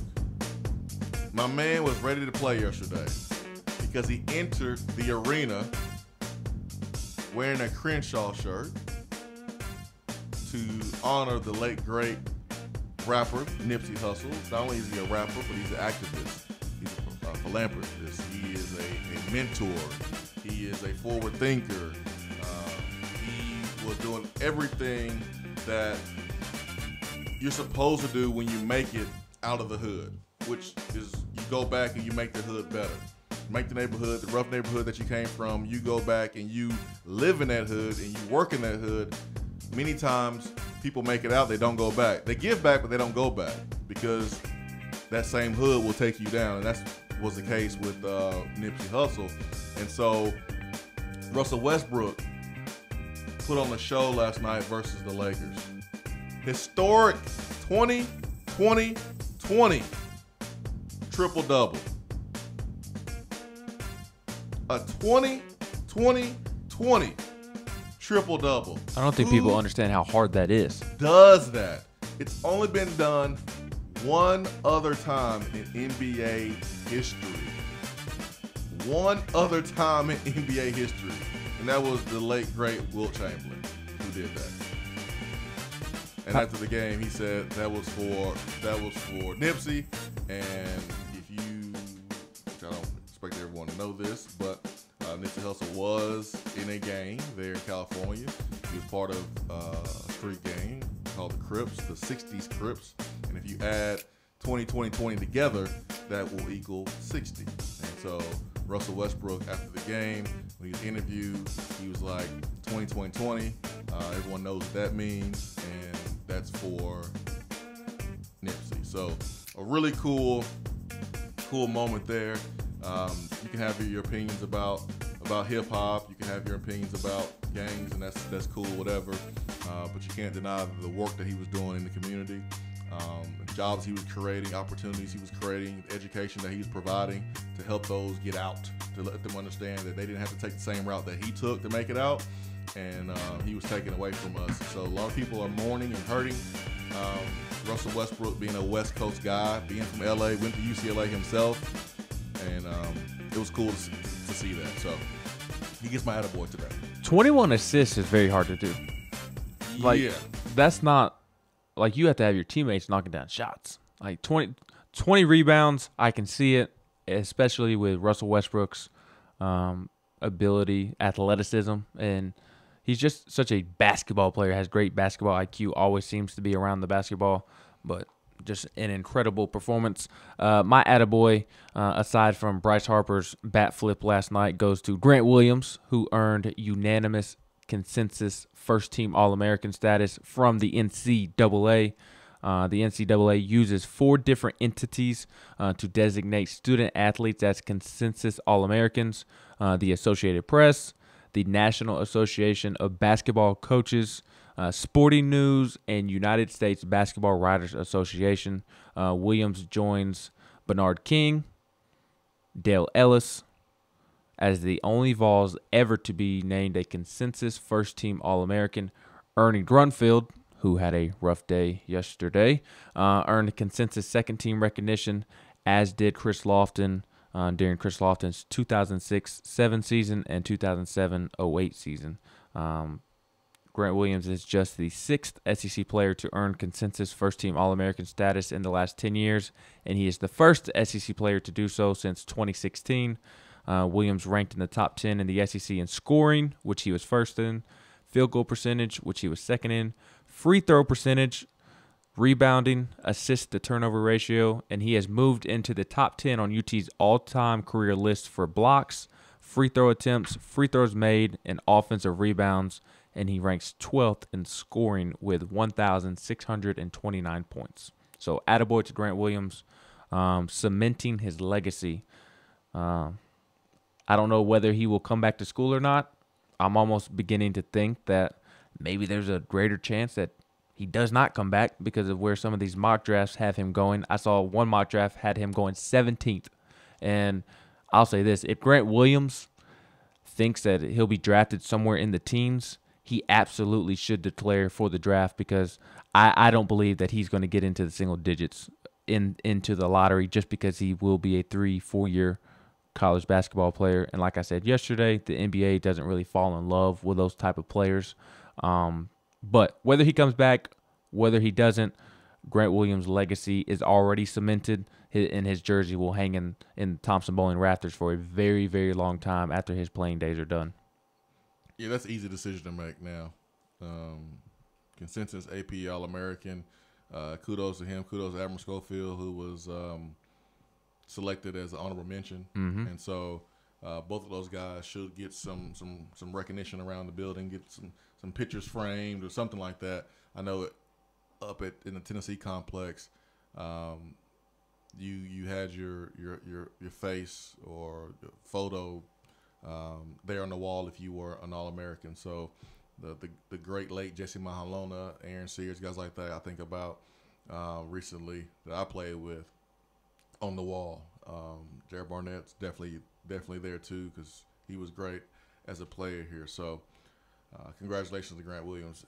Him and Admiral being on the All-American team makes that loss against Purdue sting a little bit more. But, But hey, we understand what happened there. Let's go to the phones this morning, 865-200-5503, and let's bring in Evan. Evan, good morning. Hey, guys. How y'all doing? Good, man. How are you? I'm good. If you'll permit me, I just want to jump on my soapbox here for a moment. Go for it. First of all, I understand that every coach and everywhere in the country is going to talk about attendance at the spring game. I get that. That's part of the deal. But what I don't get is the fervency and the frequency of this issue that Coach Pruitt seems to constantly bring up and nudge and push. And I'm sorry, but you can't have it both ways. Like, you can't treat your program like football, like you're building nuclear weapons or something. It's like you lock the fans out of everything, and then all of a sudden you want them to show up in complete force, 100,000 for a spring game when you give them nothing. And you've got a beaten down fan base. And don't get me wrong, I'm not saying like you shouldn't go to the spring game. I'm not saying anything like that. I would never suggest that. But it's like this attitude that like it's the fans, like it's this sort of tying the fans to recruiting results. I don't know what that is all about. It feels very weird to me. I don't really like it. And I'm really sick of it being like the fans are the problem. And I feel like that's brought up a lot. And if you mention this anywhere on any kind of social media platform, like you get called out as being a fair weather fan. And like, I'm sorry, like how can you be a fair weather fan when there's never any fair weather? I mean, like I'm really sick of the fans being called the problem. And I don't know why Pruitt is sort of making this an issue. It's like, it was a miracle last year that as many showed up to the spring game as they did, considering that we're coming off the worst year of all time. And like, I'm sorry, like you've got to give the fans something to kind of pique their interest here. Like it's just, we're locked out. So I don't know. That's just my soapbox. I'll get off. Anyway, hope you guys have a great day. Thank you, Evan. I agree with everything you said except for one thing. The one thing I don't disagree with is the fans are being blamed for something. Because I think just because Pruitt is wanting fans to be there doesn't mean that he's blaming the fans for things that went wrong. And Evan is 100% right with everything else, though. 100% right. Changed fan day last year. There's limited access. We don't know the assistant coaches. But then you want everybody to come. That's fair. That's fair. And if you are someone that's sitting there going, "Ooh, you're not a real fan," listen, being a blind fan, having blind loyalty doesn't make you a better fan than anyone else. Okay? So get off your high horse. You're not a better fan than anyone else just because you would eat a crap sandwich if it was given to you. That just means you're just blindly loyal. That's all that means. That doesn't mean you're better. That just means you're easily gullible. Would you eat a crap sandwich to go to Atlanta this year? No. We should be able to go to Atlanta without me doing that. That's silly. Fair enough. Evan is right, except for the whole blaming the fans thing. He's right. Let's not pretend like he's not right, folks. He's right. He's right. You can look at the Like, I can tell the change in Tennessee's football Twitter account. I can tell. They've upped their game a little bit since the basketball season has been over. You can tell. But that's not enough. That's not enough for guys like Evan to feel the way that he feels. But here's the thing, too. Pruitt has to do this. He has to promote the spring game. He has to say, hey, come on out. Please come on out. He has to do these things. And he's right. The atmosphere is important. It helps all sports. He's 100% correct. But Evan's right, too. So both sides are right. And there has to be some compromise. The best way to get a compromise here is winning. That's the best way. That's the best way. I said it earlier. What happened before Pruitt is not his fault. He's supposed to promote the game. But Tennessee and Pruitt can't be upset or surprised that folks are not going to come because they don't get the access that the Tennessee basketball team was given. They're not transparent enough. Fans don't feel like they're a part of what's going on because everything is a secret, and you only get a period or two where guys are just throwing versus air. That's not, like, I'm sorry, but that video doesn't get people excited. They need to see some hits. You need to see some more access. You want to learn about some of our players. You want to learn about the coaches. You want to learn about guys who are wearing the orange, but you don't know them because there's nothing that's talked about with them. There's not a story on them. All we know is they came from Alabama, they came from this place, they came from that place, and when they leave, you don't even know them because you never knew them in the first place. Nope. That is what Evan is talking about, and I can't sit here and say that Evan is wrong and feeling that way because I don't think he is. No, and I'll add on to this real quick. It's not even necessarily the practice access that kind of pulls my trigger. I wish, and it's not a big deal, but I do wish the head coach would endear himself to the fan base a little bit more. If he did that, he would have more numbers. Whether he think that's fair or not, it's just the truth. Make fun of Butch Jones all you want. Butch Jones was great at endearing himself to the fan base in year 1 and year 2, and I thought that showed, as you were saying, with the spring game numbers over the first couple of seasons. Even though he was a phony, he did do that. Yes. He did do that, and that meant something to the fans. Fans felt like they knew this guy, and they felt connected. Again, even if it was fake or not, they felt connected. So if you want massive spring game numbers, you're not going to achieve it by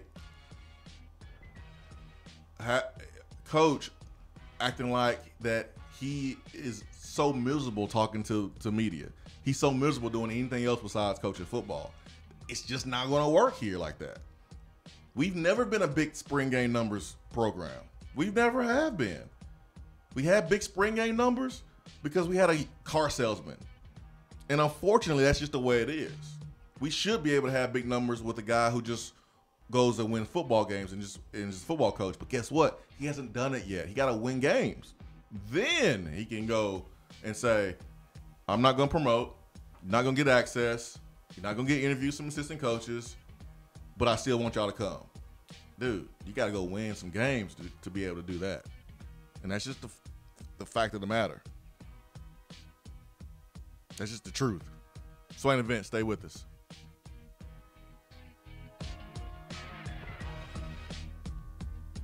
You're driving home, flashing blue lights in your rearview mirror. The next thing you know, you're being arrested for DUI. Be responsible, but remember, just because you're arrested doesn't mean you're guilty. Call DUI and criminal defense attorney Marcos Garza. Put this number in your phone right now, 865-540-8300, because you never know when you or a friend will need it. Don't say guilty, say Garza. 865-540-8300 and GarzaLaw.com.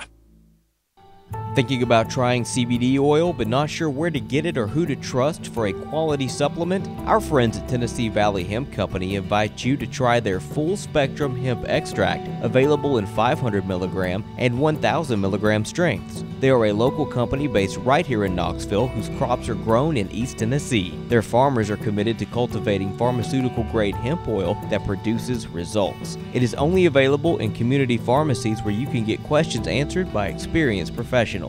If you are unsure whether or not it's okay to take hemp extract with your existing medications, pharmacists are happy to perform interaction checks that keep you safe and healthy. You can find out more by visiting or calling any of these local drugstores: Gordon's Drugstore in Carnes, Vaughn's Drugstore in Powell, Stanford Drugs in New Tazewell, or Farragut Pharmacy in Farragut. Check them out on Facebook at Tennessee Valley Hemp Company, and don't forget to hit the like button. When you buy, remember to ask for the only hemp oil that supports your health and the Power T. Tennessee Valley Hemp Company. These statements have not been evaluated by the FDA. This product is not intended to diagnose, treat, cure, or prevent any disease. JC's Tree and Landscaping Service specializes in quality tree work done at an affordable price. Trimming and removing trees are their specialty. They also offer other services like land clearing, stump grinding, crane services, and all of your basic landscaping needs for both commercial and residential. JC's will give you a free estimate and beat any written quote by a competitor to guarantee that you get the lowest price around. Don't risk your land with a fly-by-night service. JC's Tree and Landscaping is licensed and insured. Give them a call at 865-599-3799. Guys, have you noticed lack of energy, motivation, and drive? It could be low T or something else like sleep apnea or even low thyroid. It starts with a quick and easy health assessment to better understand your health. And now they treat more than just low T, including sleep apnea, low thyroid, and more. It is covered by most health insurance. So if you've been feeling grumpy, tired, have you noticed a weight gain or loss of muscle, call 865-392-1388 or go to lowtcenter.com. Low T Center, reinventing men's healthcare. Dan Mullen posing awkwardly with recruits. For what? Gators working out wearing costumes.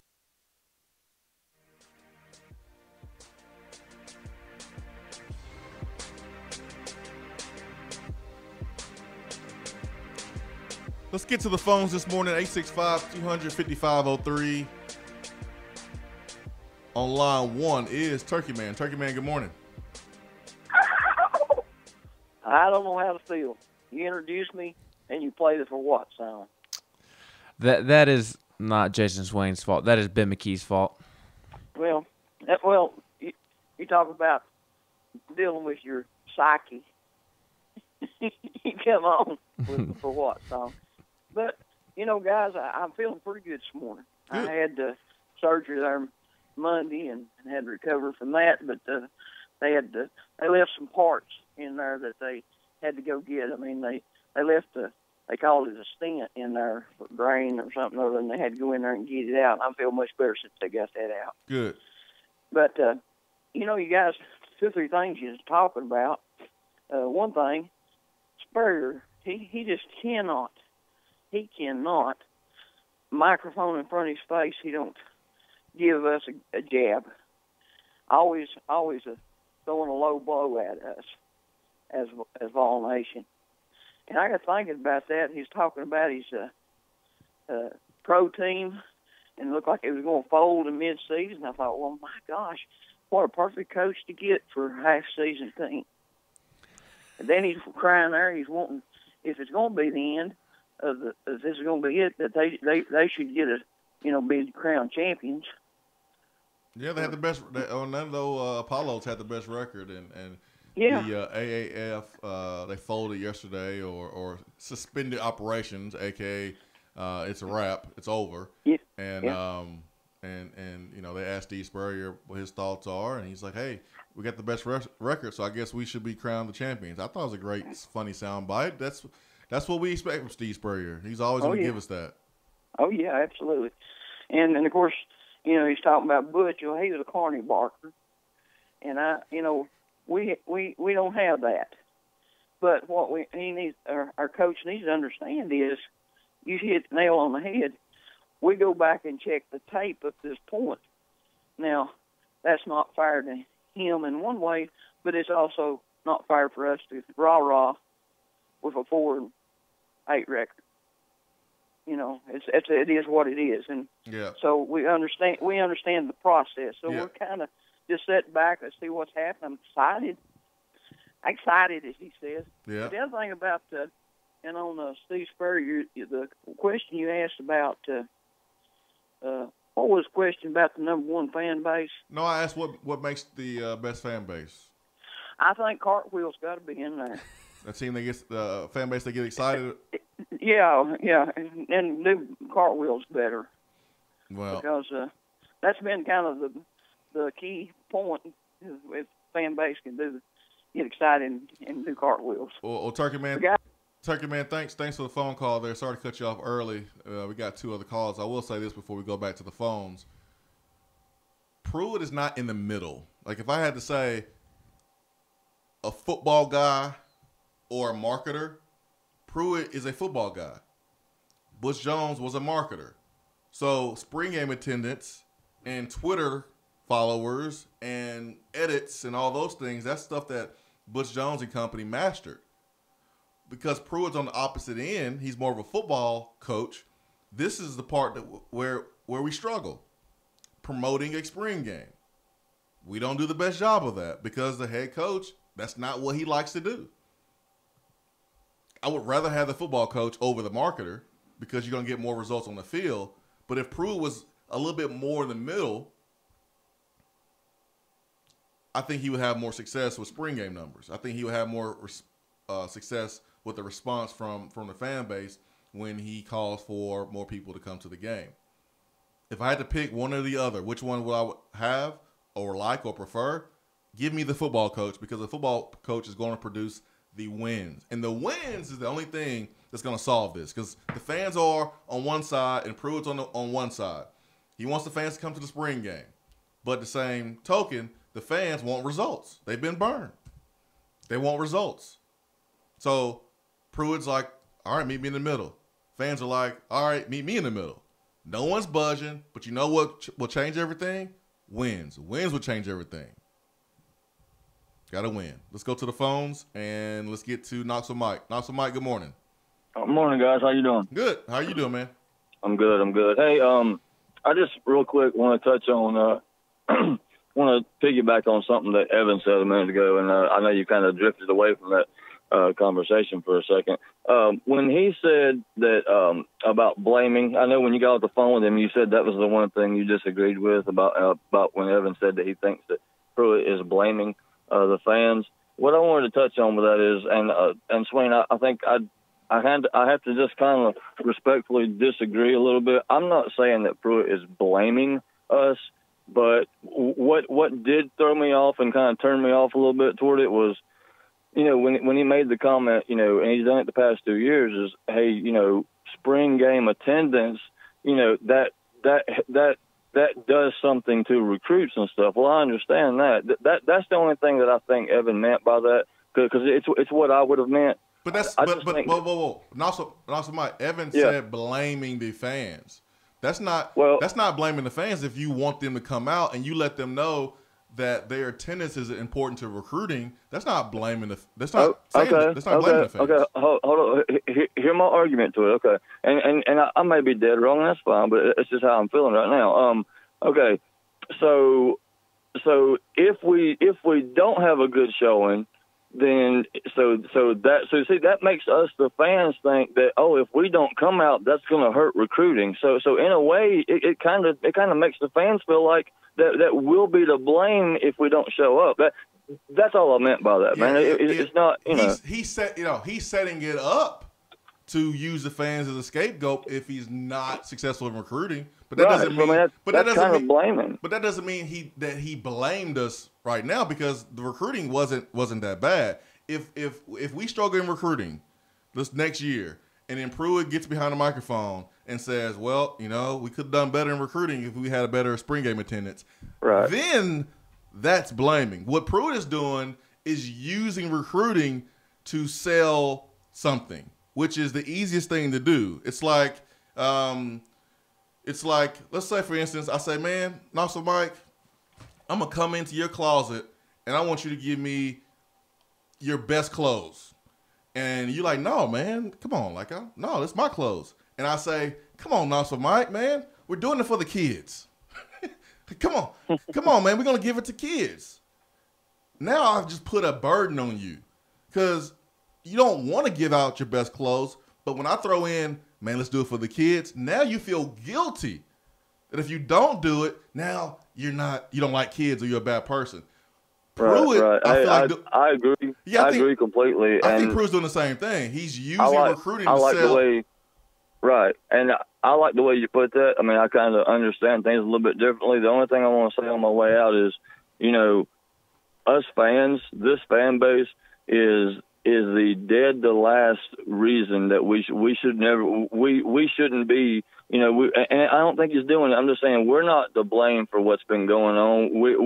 We are the victims pretty much in all of this because I'm going to go no matter what. I'm going to go to the spring game. Everybody I know is going to go to the spring game. I mean, win or lose, I've done it for forever now. But anyway, y'all have a good week, man. Thank you, Nelson Mike. I appreciate your phone call. Like, Pruitt should say, I want you to come. But Pruitt also should not be surprised if people say, dude, go win some games first. People like Pruitt should not be surprised. Tennessee should not be appalled or shocked or feel any type of way that fans are going, no, man, how about you go win some games first? Or how about you let us know what's going on more about our football program, make us feel like we are involved a little bit more, then I'll come. For people who live in Knoxville, I mean, you don't have as many excuses as someone who lives 8 hours away. But I don't think Pruitt is blaming you as a fan base yet. He's using recruiting to let you know it is important. And it's not a lie. It is important. It does help recruiting. 100%. 100%. Why do basketball players continue to go to Duke, Kentucky, North Carolina, UCLA? Why do they keep going? Because of the platform that you play on, and the fans and the support creates that. You can go play for a good coach at a smaller school, but the biggest game can be the AAC championship game. There's only going to be 15,000 people in the stands. But you come to places like Tennessee and Florida and Georgia because when you do play in a championship game, the world stops to watch you play. You're on the biggest platform. And the fans are a big part of that. So fans are very, very important. Like, there's not a good cop, bad cop here. There's not a wrong and a right here. Pruitt's doing his job by promoting the spring game, and fans have the right to feel a certain type of way about being asked to come to a spring game when you haven't given results and you just failed going to a bowl game, and you don't let anyone know what's going on anyways.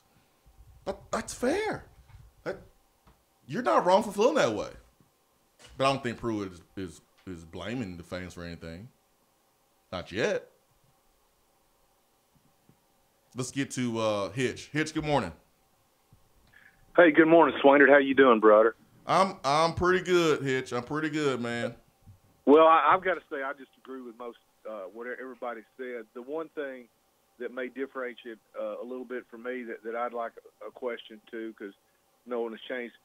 For a while here in Big Orange Country, we had the total package, Bruce Pearl, which I named him that because it wasn't just about basketball. It was about community. It was about knowing people's names, getting information you could get, about the players. The fans have had 10 years of pure hell, as much as any reason, not having people from Tennessee controlling the borders, so to speak. But one of the things that I would like to see the news media, like they used to do, if you got a new assistant coach comes in, make him get on the radio at all the newspapers, not newspapers, but media outlets in the neighborhood, so we get to know them better. I mean, it's more sterile than a mass unit in Iraq right now. I mean, you don't know who's in there running the show, what's going on. anything. And I'm not saying if he doesn't want that, winning will make the difference, but it'd be nice to have a little personal contact through some of the media shows. And I don't know how they've got everything set up in the athletic department, but it seems like that's changed. What say you? I'm with you, man. I understand where you're coming from. Like, I think one thing that we learned when Dabo Swinney and Clemson beat Alabama down, and Clemson won their championship against Alabama a couple years ago, beating Alabama two out of three times, winning 2 championships. Clemson showed that you don't have to do it the Nick Saban way. You don't. Like, there's other ways to be a successful program. There's other ways to be dominant. You don't have to do it the Nick Saban way. And what we have now is closer to Nick Saban than Dabo Swinney or Coach Fulmer or anything else. And what works at Alabama works at Alabama. That's cool, whatever. But if you want big spring game numbers, you have to be willing to do things a little bit differently. You can't do them like Nick Saban and expect spring games, big time numbers, unless you win. You got to win. You just got to win at a high level. If you want those spring game numbers like Alabama, you got to win like Alabama. And you're dang sure ain't going to get them with you feeling the way that you feel about the access and not being able to know the coaches. And I think that's 100% fair. I totally get it. Guys, y'all be cool. Have a great day. Thank you. Like, I can put my fandom to the side, my emotions to the side. I can see this thing for what it really is. I see both sides of it. Pruitt has a job to do. He wants to get big numbers. He's trying to out-recruit Georgia. Pruitt's a competitor. He wants to win in everything. Have you ever been around an ultra competitor? An ultra competitor wants to win at everything. Will do anything to win. Exactly. Everything. Y'all playing cards. He's mad if you beat him at cards. Y'all are playing hoops. He's mad if you beat him at hoops. Jeremy Pruitt is a guy who hates to lose in anything. So, of course, he wants bigger spring game numbers in Georgia. Of course, he wants bigger spring games in his competition. The fact of the matter is he's dealt a tougher hand to achieve that. Do you get mad at your own family when you lose in a board game, card game? Yeah. Okay. I was just making sure I'm not the only one.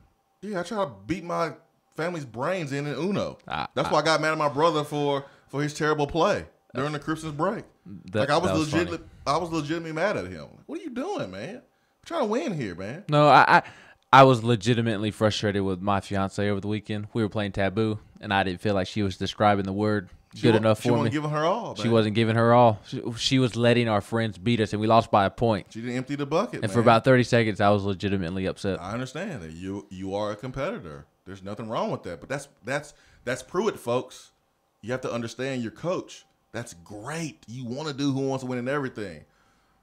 Pruitt also needs to understand that if you want big spring game numbers, you can't keep doing what you've been doing and how you've been doing because folks are not going to respond like that. Pruitt needs to use the same mantra we use. Yes, baby. You right. To the fans. That's right, man. Yes, fans. You right. Yeah. I mean, it's one thing to ask the fans to come to the Florida game. They're going to do that. But all y'all doing is just tackling each other. Like, it's a glorified scrimmage. Like, at least Bush Jones tried to add in some things that might entice people to come. It's a glorified scrimmage. So the draw before was to get autographs from their favorite players. You took that away. Swain Event, Hour 3 coming up.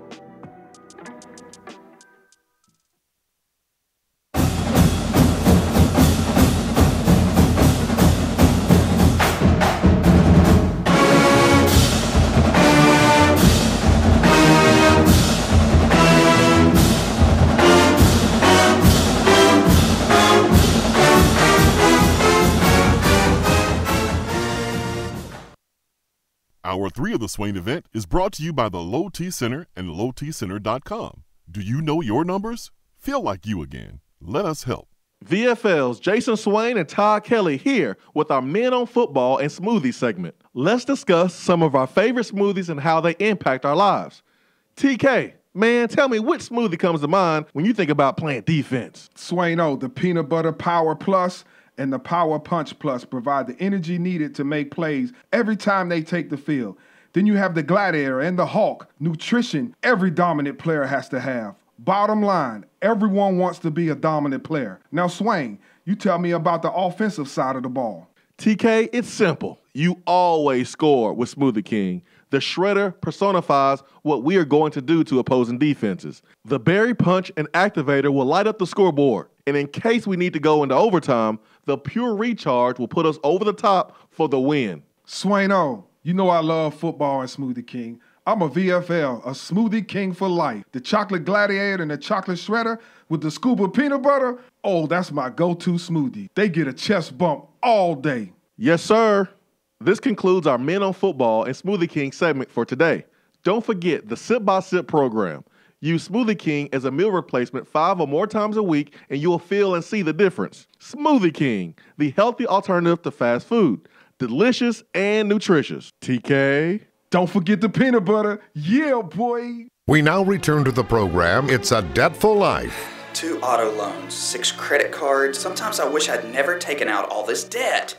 Oh, you should never say that, especially since Alcoa 10 will pay you up to $500 for your debt. Who are you? Are you an angel? Close. I'm a loan officer at Alcoa 10.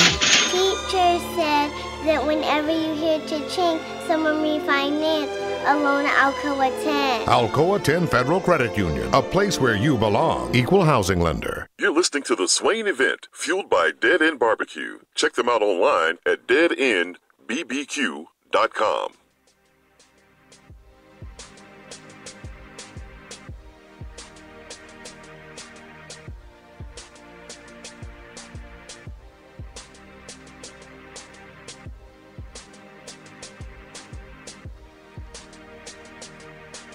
I want you to really think about this. Like, let's really think about this, okay? How bothered are you? How triggered are you that your head coach just wants you to come to the spring game? Because if you are bothered more than 4 on a scale of 10, then you need to look in the mirror. I'm going to give you an example. Remember when you were younger? And mom and dad was like, hey, it's time to take a shower and a bath. If you allowed yourself to get mad more than a 4, then something is wrong with you. They're telling you to do something for your own good.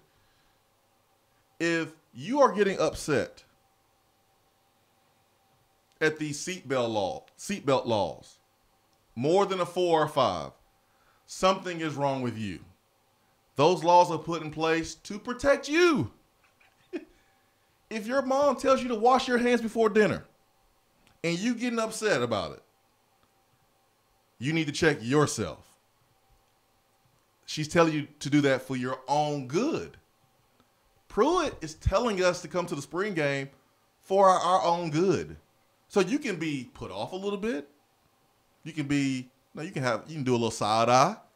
You can turn your face up a little bit. You can go, go win some games first. That's fine. But don't allow yourself to be all huffy and puffy and mad and bothered. It's for our own good. Spring game numbers can help. I think it just is ruffling people's feathers. Why?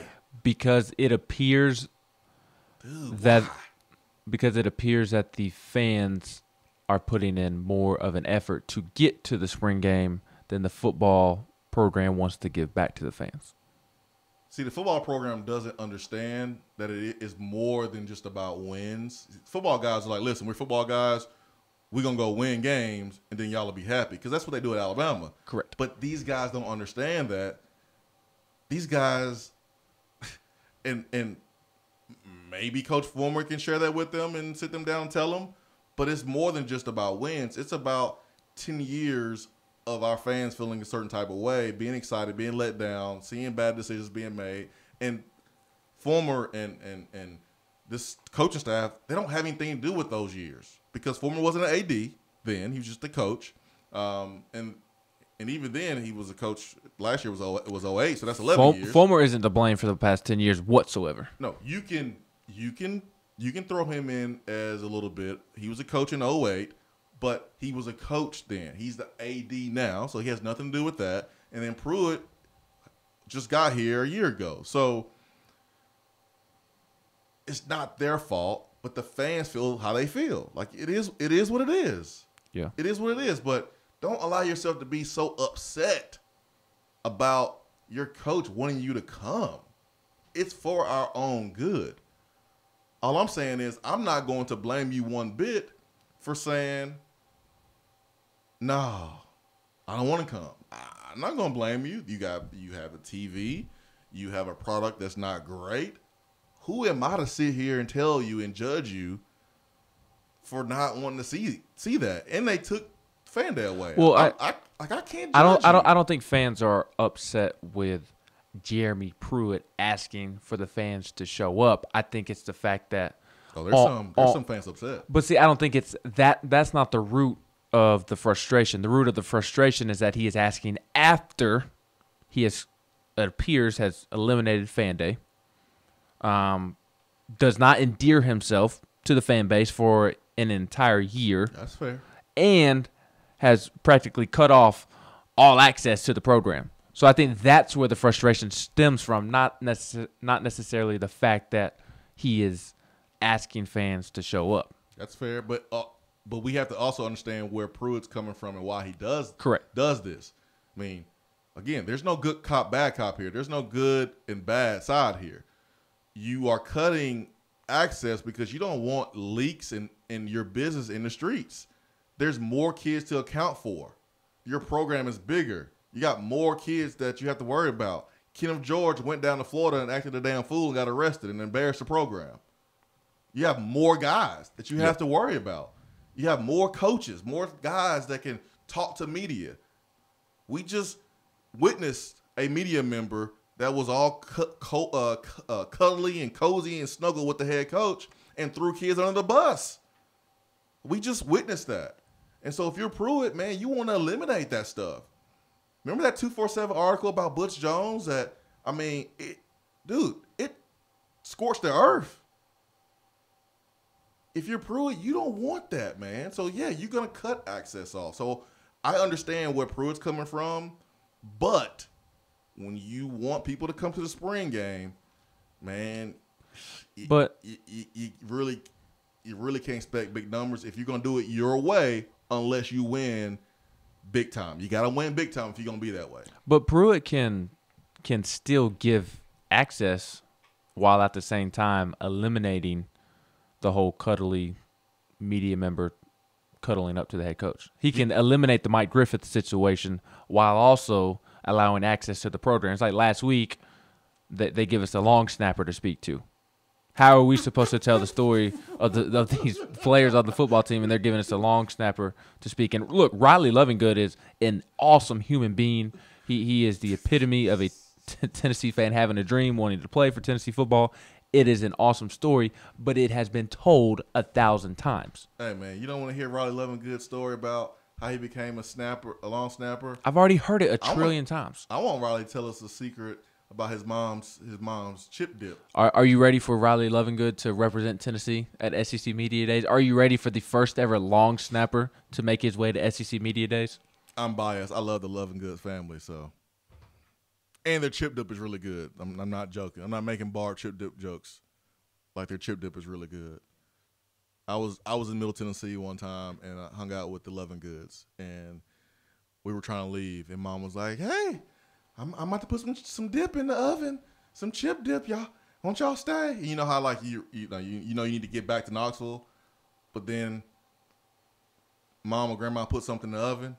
She's like, "Hold on now, you got to taste this before you go." And then you taste it, and then you're stuck for another 30 minutes. That's kind of what happened. So I'm biased. Of course, I want to hear more Lovingood. All right, let's get to the phones. We got Volstorm, Jay, and then Josh in Virginia.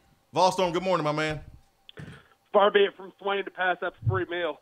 You are correct, man. Free is free. Guys, I'm wondering, when is Skull King going to put the little Debbie vending machine in the football I think that they put the skull can vending machine in there first. I mean, Pruitt is basically trying to copy the Nick Saban motto without the win. Can you blame him for trying to copy Nick Saban style? Yeah, because he's not Nick Saban. Yeah, but he's seen it work. It's really all he knows, in a way. And he's seen it work at Florida State because Jimbo Fisher cuts access the same way. So he's seen it work twice. I can't blame him. How successful was Florida State when Jimbo was there? He took over after Bobby Bowden. Well, that don't work.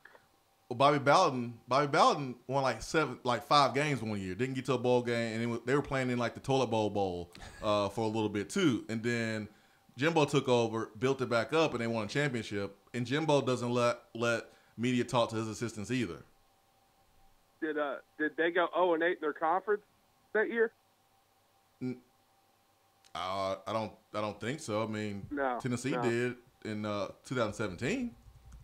Yeah, and they went 5-7 last year, and they expect everybody to get all excited for a spring game.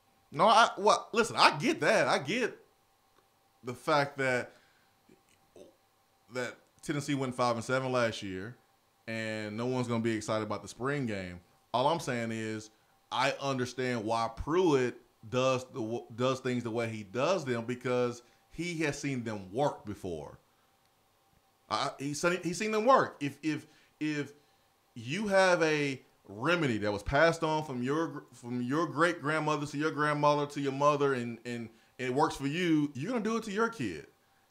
And it may be different than everyone else, but that's what you know because you've seen it work. Well, Pruitt has seen the way he do things. He's seen it work at 2 different places. I don't blame him for trying to do it. All I'm saying is, as a guy who's been here since 2003, and you've been here longer and know this fan base more than me, it's just not going to work with his personality and how he conducts things unless he wins big. That's all I'm saying. Well, you know who else tried the same approach? Dooley. Yep. You see how that worked out for him. Yep. You know, he tried the whole, doing it the Saban way here at Tennessee, and all he did was get worse and worse. Yep. But Pruitt needs to cut the fans a little bit of slack. The man can't even beat Vanderbilt. Gotta beat Vanderbilt. But we can't act like that. We can't act like we always need to be entertained. That's some of our problem too. When you take the head coaching job, you have boosters, you have donors. Man, they want to be your buddies. They want to have access to you. You live in a glass bowl. You live in a fish bowl, and you gotta play that game. And other places, they just let football coaches be football coaches. This is a unique job, and yeah, you get paid a lot of money, but you gotta make appearances. You gotta make appearances on radio shows. You gotta go speak at this place. You gotta speak at that place. And I'm pretty sure Pruitt is not a big fan of that stuff, but man, that's a job that you took when you decided to be the head coach of Tennessee. But we as a program, man, we can't expect that too much. Like, we need some of it. It's important. But we do also need our guys just to coach football too. Well, and that's just it. We're not even getting some of it. We're getting told, we really need to fill the stands, and trying to put a guilt trip on everybody that, paid their hard-earned money for years and years and years.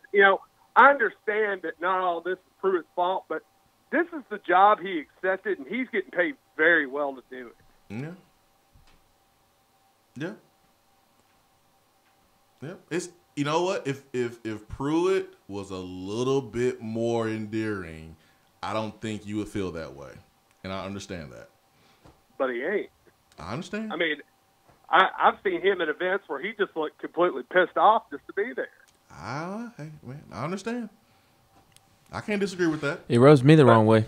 Yeah, I don't dislike him for it, but it does rub me the wrong way. I don't like it. The man doesn't want to give access, which I understand to an extent, but I mean, is it really a big secret if you go see Juwan Jennings run a curl route in practice? Is that a big secret? No, it's not. But I'm gonna tell you, on the way out, Volstorm, you know what was going on before Pruitt got here. You had players talking to media way too much during times where they're not supposed to talk to media. And listen, I'm a former player. I'm a guy that I've talked to the players at practice, or I've talked to them in a meeting room. I've never, ever have reached out to a player currently on the team to try to get information. Never. But there's media guys who may be here or may not be here anymore, but they were doing that. And that's when you know you got a problem. So that had to be cut off. That had to be stopped for sure. Well, boys, for the right price, any of them will talk. See ya. That's right. That's right, I guess. Who we got next? Jay. Jay, good morning. Swain, good morning. What's up, man? Why is everybody so triggered about a coach wanting his fans to come to a game? I mean, I don't know, man. I understand people have been, hurt and upset by the last 10 years, but, I mean, last time I checked, he's not responsible for all the bad decision-making the last 10 years. That's kind of what I've been saying. He's not responsible for Derek Dooley and Butch Jones doing what they've done to the program and the roster. Volstorm just said he's got to beat Vanderbilt. That's true. But, he didn't inherit that roster. I mean, most of those guys he didn't even look at when he was at Alabama. He didn't even recruit. I mean, he's not responsible for the talent he inherited. All he's asking is just to, show up and, bring a good crowd because it helps sell the program and the recruit. But I also don't think that is why fans are upset. If he has been endearing himself the past 365 days and we don't need fans aren't upset. We don't need a circus leader. We need a football coach. Like, what is he not? This whole argument about access to the program. I mean, as far as I know, Butch and Dooley didn't let open practices. I mean, I'm still seeing videos on social media of practice. I'm still seeing quotes from players. I'm still seeing Wes Rucker, who wrote like a 5 or 6 part story on him interviewing one-on-one with Jeremy Pruitt. Like, I'm still seeing things. So I don't understand. I mean, he's not a cornball. He's not a cheese ball like Butch. Maybe he doesn't do as many First Tennessee commercials. But, I mean, what access are we talking about that's just like, I mean, we act like this is the Soviet Union, and he just doesn't let anybody see anything. And I'm just not understanding that. What am I missing? Well, Jay, I'll break it down to you. And besides the whole the autograph thing, which he does at another time. He doesn't do it at the spring game. But besides that, what are we talking about here? So let's start there. So last year's spring game, that was taken away. I believe it was a mistake because I think that's very important. That's a part of the orange and white weekend. Like, that's very important. If you just have the spring game, Tennessee playing against Tennessee, I'm sorry, that is not attractive by itself. But when that's boring. Yeah, but when you add, dude, I can meet Juwan Jennings. My kid can meet Juwan. My kid can take a picture with Jared Garantano. Then, I mean, that adds a lot to it. And that was taken away, okay? Number one. Okay. And that's fair, all right? That's fair. Mm-hmm. And then it was switched to a time that really made it inconvenient for a lot of people to get those autographs and get that time because it was now on a Sunday evening. And there's no way someone that's traveling from long distances will be able to bring their kid to the game, do all that, get back in time for school the next in August. Yeah, and that's fair. Let's understand that. That's fair. Then we go through the season, and then you lose the way you lost in the last 2 games, and that wasn't all just lack of talent. You don't get beat down like that unless there's something else. And so we know there was something else. Staff wasn't on the same page. Offensive coordinator wasn't on the same page as the head coach. Cool, whatever. Cool. All right. We come back. We have an awesome recruiting class. This coaching staff did a great job busting their butt. We got some really good players. Cool. All right. Here we go. Now, all the coach did was ask for you to come out to the spring game. I think people are lumping in what he said last year that rubbed people the wrong way to what he's saying this year that I thought was just pretty easy. Maybe Pruitt needs to say, hey, man, last year I went out. I came about it a little bit wrong. I just simply want to ask people to come out. I'm with you, Jay. I don't understand why folks are upset that he's simply asking for attendance. I don't think people need to be upset. You can give a side eye, or you can roll your eyes and go, okay, man, how about you win a little bit more, or I got something else to do. But to be visibly upset, why? Well, I get you.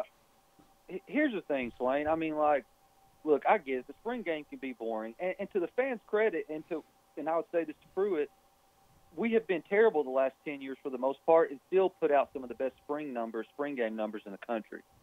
Yeah. Okay, so it's not like we're bottom of the barrel and we're trying to get more people. I mean, we're still one of the tops in the country. You're never going to get 100,000 people for a spring game because spring games can be kind of boring. But yeah. So, I mean, you're still getting good numbers even when you're terrible. But you need to win more. Well, that's what he's trying to do. And the fans have an impact on that. And that's all he's trying to say. I mean, come or don't come. I mean, that's up to you. But that's all he's trying to say is you have an impact when Rakeem Jarrett comes or when some of these big-time recruits come and they see however many fans in the stands for a spring game after just a losing season or whatever.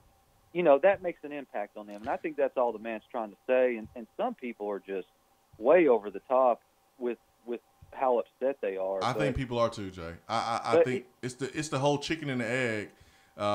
Guys, you want him to win more for you to come to the game. Well, this helps us win more because recruiting helps you have more talent, and having more talent helps you win more.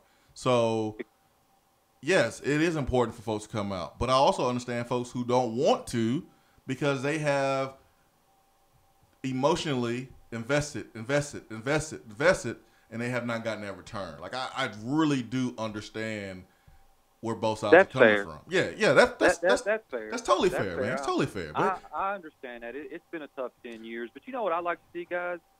Why can't we play an FCS school? Like, set it up where you can't hit the quarterback. Maybe you can't blitz. But we can actually play another opponent. The FCS school doesn't have to get their season ruined by getting drilled and it counting against them in a regular season game.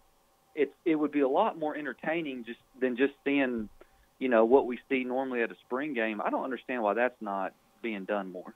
Well, because one, why spend money that you don't have to spend? Number two, you can protect your own players a little bit better and not get guys hurt. So that's why you won't see it. Yeah, it'd be entertaining, but you're risking way, way more than you should. Think about this too, Jay. Tennessee is what, top 15 in all-time wins? Top 10 all-time wins, somewhere around there? Think about how successful this program has been. And go and look at Tennessee's spring numbers, like their top 5 spring numbers. You would think that the top spring numbers are associated with the most successful teams. That's not the case. Butch Jones was the coach of a lot of those big-time spring numbers. That's before the SEC network. Tennessee was winning a lot of games in 98, 99, 2000, 2001. Why wasn't there big spring game numbers then? That's because we don't do spring games like that. Simple as that. We don't. And we respond to a marketer of a coach. But now with social media, now with the SEC network, and now that we see spring games being used to help recruiting, this is a bad time for us because the timing is bad because we're not winning as much. The timing is good for Georgia and Alabama because there's access, there's social media, and they're winning at the right time. So now they can use that to promote people to come to their spring game more. Who we got next? I answered the phone 20 minutes ago, and I forgot, to be honest with you. I think I got it on here. I don't think I texted it to you. All right, so let's just say hello and say, "Old phone, who this?" Good morning. Josh in Virginia. That's right. I'm sorry, Josh. Virginia. Good morning, my friend. Good morning. How y'all doing? Good, man. How are you? Oh, doing pretty good. the other callers kind of hit on what I was going to hit on, but I'm not going to be able to make it this year. I mean, I hate it. I was fully planning on it, but my wife's got training, and she comes back that day, and I've got to pick her up from the airport. It's going to be pretty much impossible to make that 5-hour trip, after that. But I don't understand why Pruitt's getting a lot of heat for this, because, I mean, honestly, how much does he have to do with planning this whole thing as far as the entertainment and the autographs and all that? I mean, is that his decision, or is that somebody else making that decision? He prefers not to do that stuff. Now, the previous coach would be involved in everything from marketing to, him wanting his picture on the cup to him wanting his picture on the Jumbotron. Like, he had his hands in everything. This coach, I'm with you. I'm with Jay. Like, he should be promoting the spring game and want people to be there. There should not be people over the top bothered by him wanting people here. I think that's a little too much. But for those who don't want to come and who are not vocal and not, kicking and screaming and making a bunch of ruckus, I understand where those people is coming from. I don't understand the people who are kicking and screaming and causing a bunch of ruckus. Like, you remember back in the day when you were just learning how to swim and you would fall in 4-foot water and you would, oh my God, I'm about to drown. And then they tell you, hey, just stand up. And you just stand up, you just stood up and you're like, oh, okay, I'm okay. Like, I feel like that's what some of us are doing. Like, we're kicking and screaming for no damn reason. Yeah, I don't understand. It's things that, we as fans, it's the experience of being there. Obviously, I mean, would you want your coach to say, no, don't worry about coming? Obviously, you don't want that. Yeah. But I wouldn't have a problem with somebody. Yeah, I only get to come to Knoxville 2 or 3 times a year, and it's every time I come, I try to do as much as I can.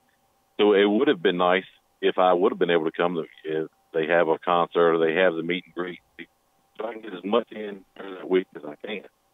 I think this is geared more towards people who are local that can just kind of it's at 6 o'clock at night, and I'm sure they probably didn't have anything. It was at the ESPN that they're airing it. Probably dictated that. Yeah, sorry, Josh. Josh, your phone's breaking up a little bit there, man. Fans, we have to understand something. We are important, and we do have power. I'm going to say this again. We are important, and we have power. But let's not get too full of ourselves here. Let's not be the fans at sporting events, and we see this mostly in basketball games, who feel like just because we bought our ticket that we can behave and say what we want to who we want because we bought a ticket. We are fans, but we have a role too.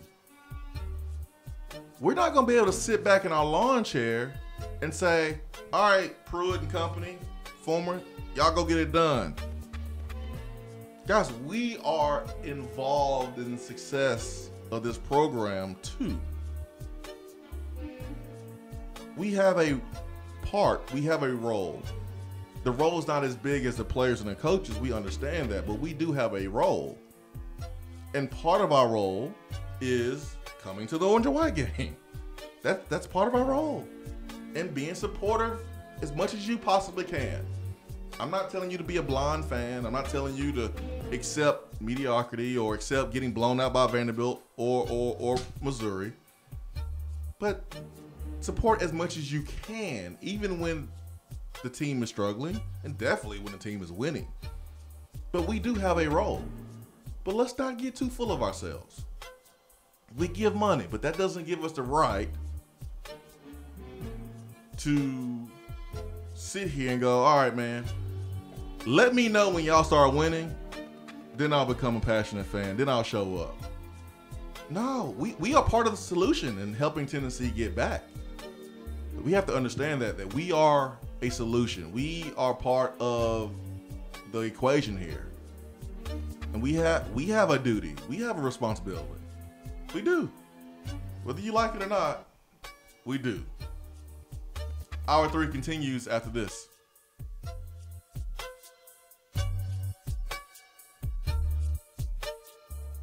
Hour 3 of the Swain Event is brought to you by the Low T Center and lowtcenter.com.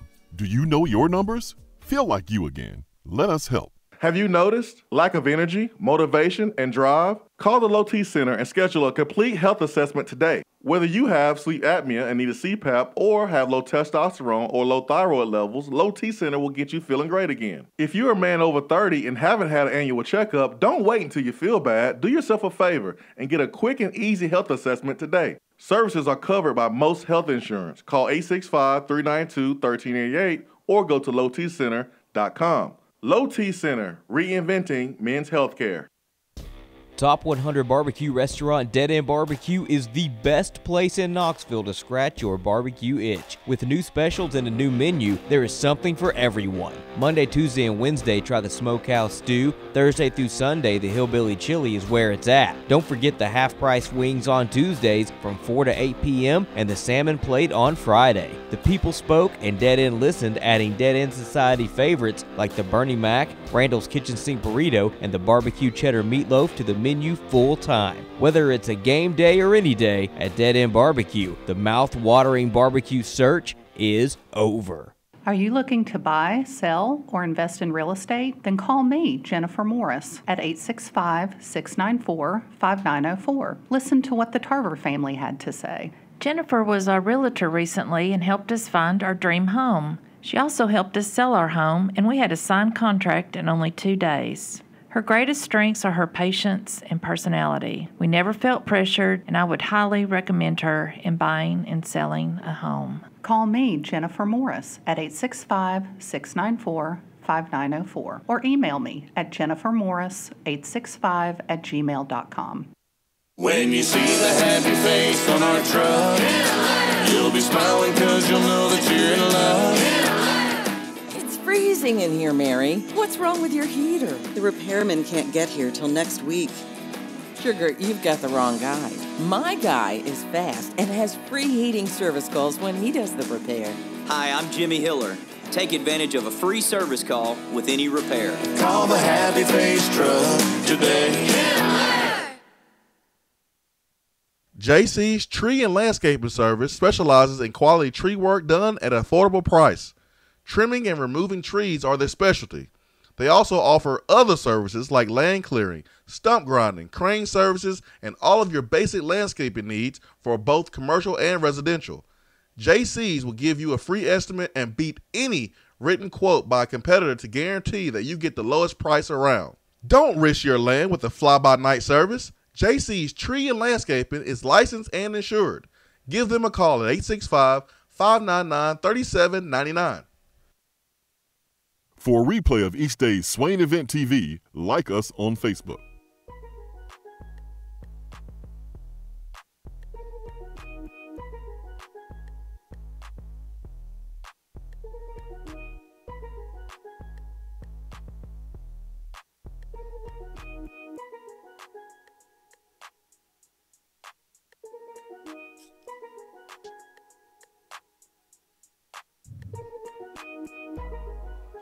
Swain Event, SwainEvent.com, fueled by Dead End BBQ.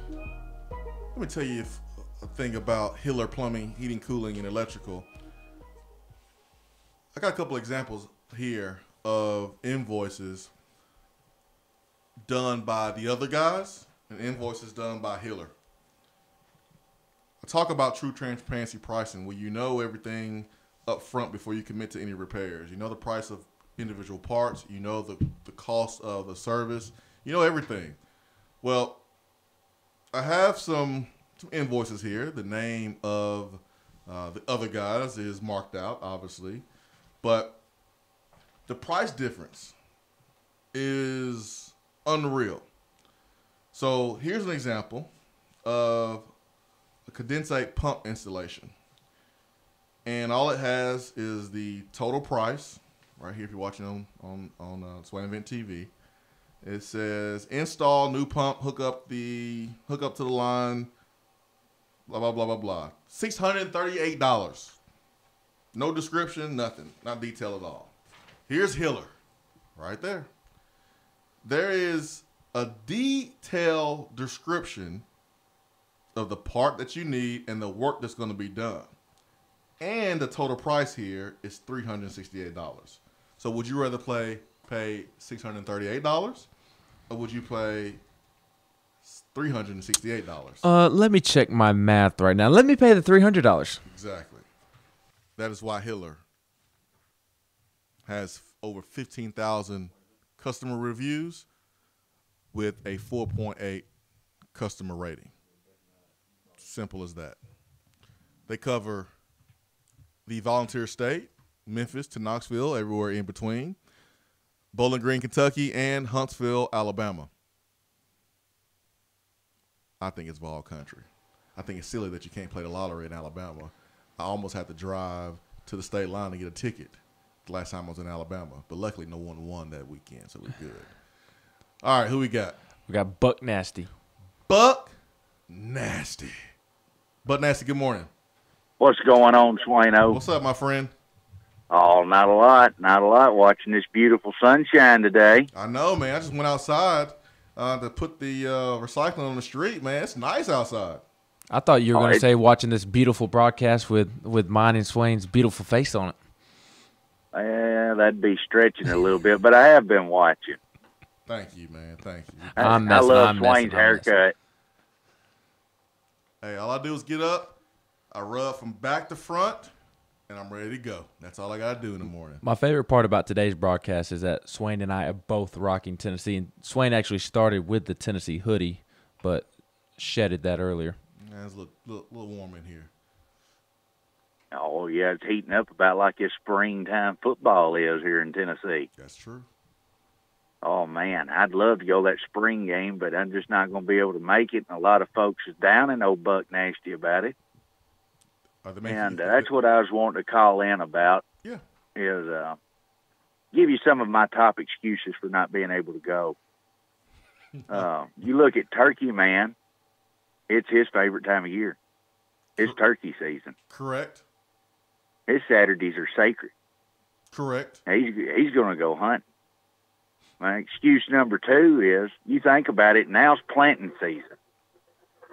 And if you want beautiful moonshine whiskey this fall, the farmer's going to have to plant us a little corn, okay, up from East Tennessee and let it flow down through the rivers and come on the way down here to West Tennessee where I can purchase it and bring it to Knoxville when I come and watch Tennessee play this fall. All right, fair.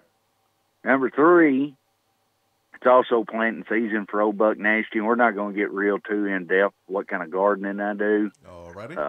Our soil's a little better than y'all's, and it grows some really potent stuff. And right now, I'm real busy right now getting heat lamps together and stuff like that. I can put 2 and 2 together. I got you. So, but it's just things that have to go into rotation. I can't make it to it. I can't make it to a game that's not important.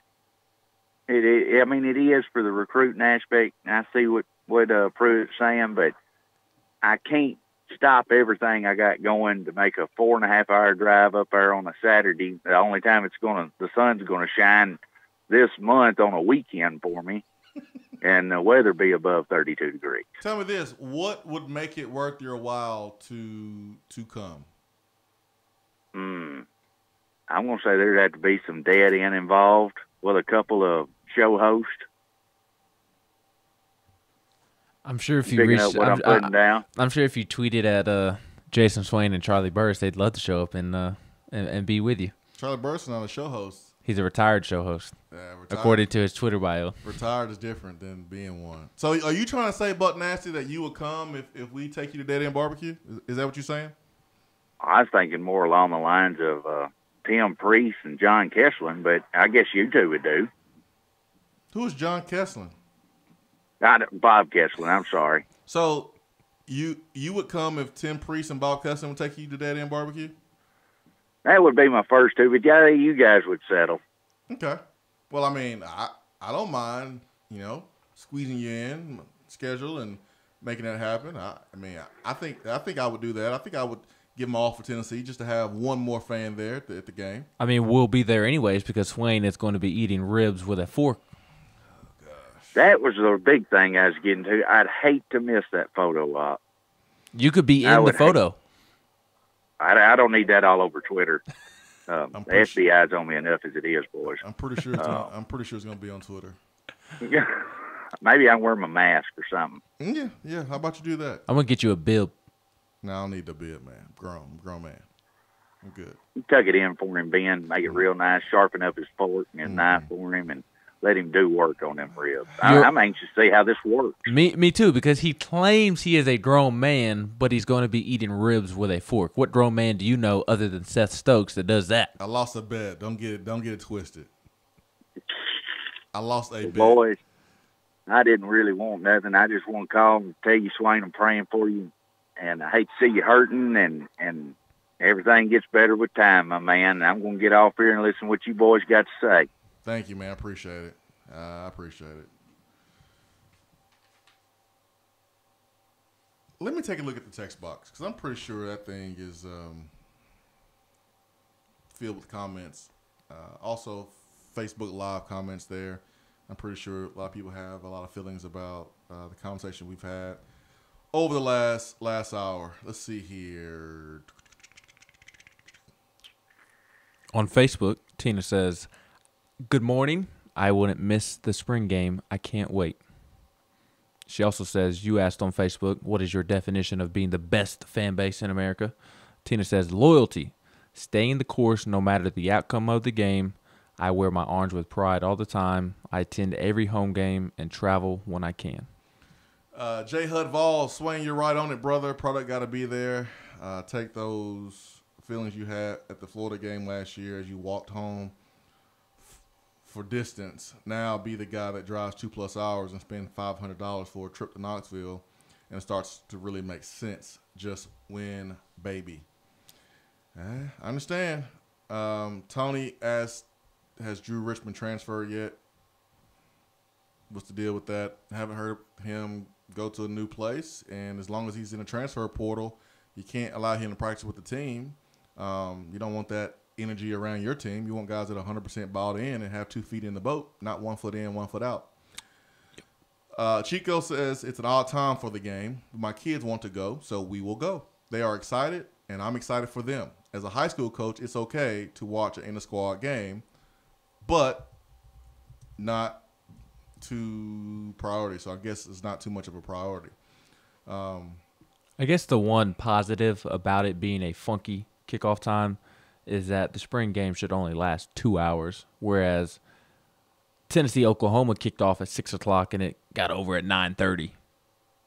I mean, I think it's cool. It's a nice change up. You can promote a game type atmosphere as much as possible. Last year they tried to do it in the middle of the day, and I guess it wasn't the same. Nothing like Neyland Stadium with the lights on the river. So I like to change up. I prefer fan day. Yes. But we'll continue to talk about that here. I got some stuff here on the text box. Well, I want to add one quick note. It is actually to Tennessee's benefit that it is kicking off at 6 o'clock, because last year when, I don't remember kickoff time, maybe 2 o'clock or so, it was amongst other football games going on like this. This year on the 13th, Alabama, Mississippi State, Texas A&M all play at 2 o'clock.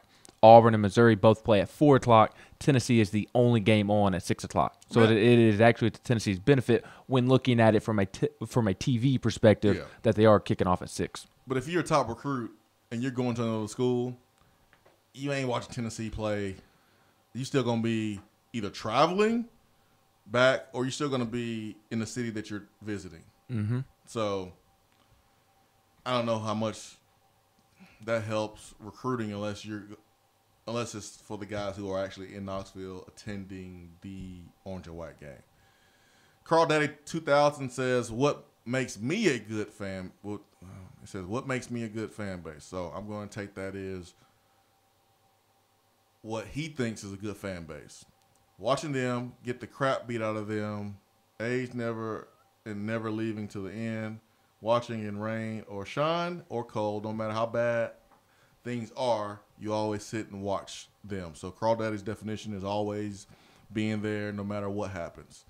Let's see here. Law Guy says, speaking of rough days yesterday, thoughts on the AAF and its debacle, like seeing former Vols playing for the Express. When I saw the news unlike others, I did not make jokes or laugh or point the finger because there are players that you as fans criticize the NFL players for not being. Fans criticize NFL players for holding out sometimes, being selfish, and only playing for money. But the AAF had guys that were dying and itching for an opportunity to play the game that they love, and that was all swept away from them in the snap of a finger. And then they were told that you got to get your own way back home with the last check we just gave you. Sorry. I mean, I really feel bad for the players in this scenario. It's a sad situation. Like Steve Spurrier, he's good. He wasn't hurt.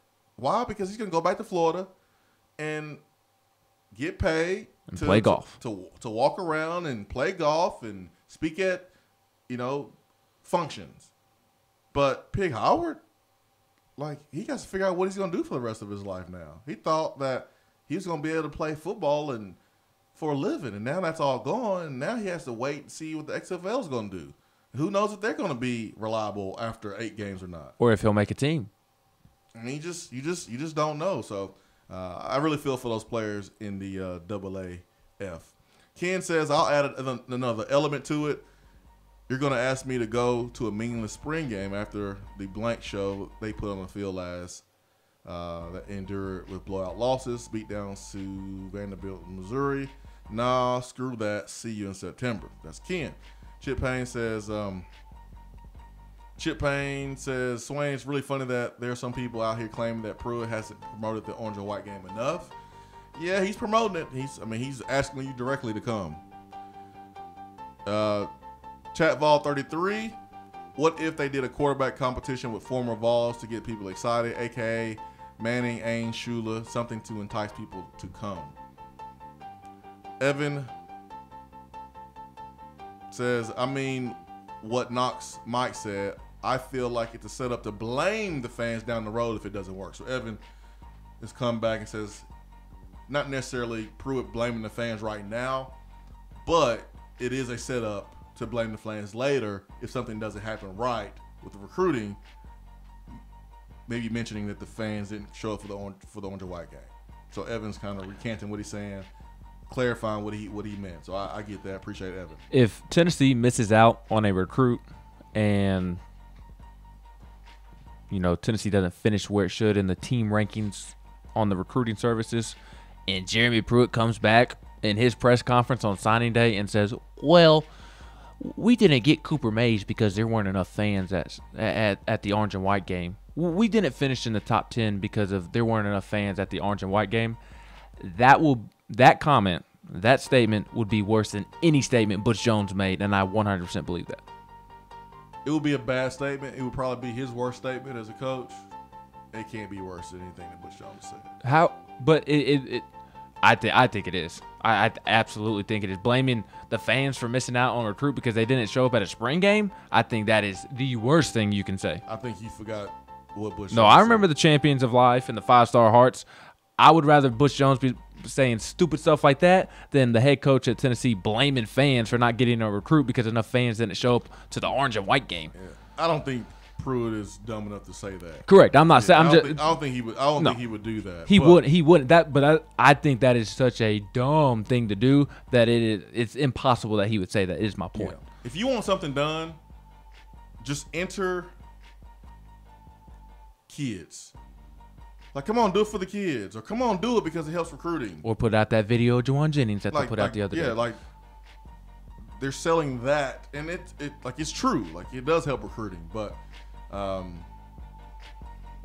thanks, Evan. I'll just say that. Thanks, Evan, for clarifying what you said there, and I appreciate your message. We'll take our last break of the day. Go back to the text box. We'll take your phone calls, 865-250-5503. Hour 3, powered by Low T Center and lowtcenter.com.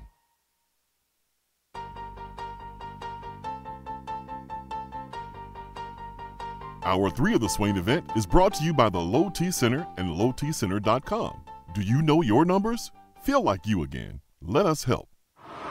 You're driving home, Flashing blue lights in your rearview mirror. You pull over, step out of your car, and the next thing you know, you're being arrested for driving under the influence. Now what do? We all should be responsible. But remember, just because you're arrested doesn't mean you're guilty. Call criminal defense and DUI attorney Marcos Garza at 865-540-8300. The investigative teams at the Garza Law Firm know the justice system inside and out. They utilize cutting-edge technologies and investigative methods to prepare your specific case. Before you plead guilty to any criminal charges, call criminal defense and DUI attorney Marcos Garza. Put his number in your phone right now, 865-540-8300, because you never know when you or a friend will need it. Don't say guilty. Say Garza. 865-540-8300. 865-540-8300 and GarzaLaw.com. We have all made the mistake of dropping or breaking our smartphones. See? But did you know that you can have it repaired for a fraction of the cost that it takes to replace it?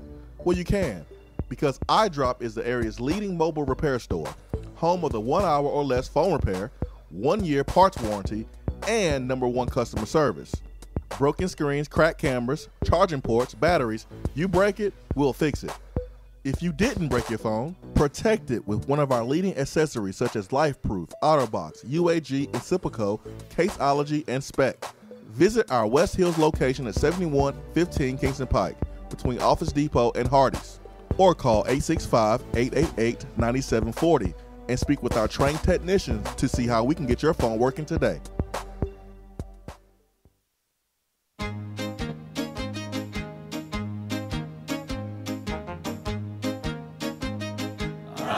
Goes your car insurance. Nobody likes surprises, so switch to Erie Rate Lock. Get a great rate that stays that way even after an accident, ticket, or inflation. In fact, it's locked until you change a car, driver, or your address. Your Erie agent in Knoxville is InsureFit RM. Get a quote at 865-684-4900. That's 865-684-4900. Erie Rate Lock does not guarantee continued insurance coverage and is not available in all states. At work? Can't call in?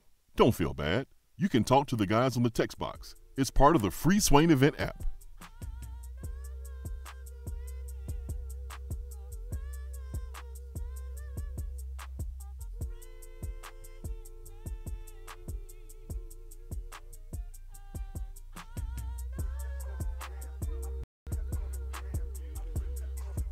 Swain Event, SwainEvent.com, fueled by Dead End BBQ. Hope you are having a wonderful day on a Wednesday, hump day. Hour 3 is powered by Low T Center and LowTCenter.com. Guys, if you're noticing the lack of energy, motivation, or drive, it could be because you have low T. You could have sleep apnea. You could have even a low thyroid. And Low T, they address all of those issues for you. Since I got my new CPAP, I don't leave home without it.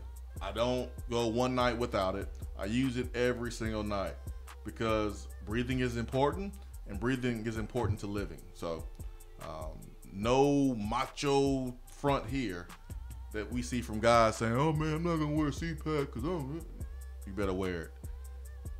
You cannot be here tomorrow. You need to wear it. You only get one body, man, and what you think is tough, what you think is not cool, is actually tough and cool. Taking care of the body that the good Lord gave to you is cool. That's tough.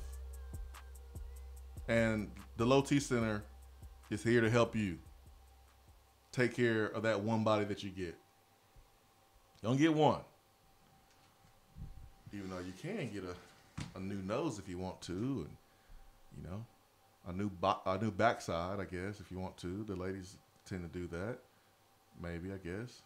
I don't know what enhancements men get. I think I'll just move on before we say something crazy. Let me go back to the text box. Carmen.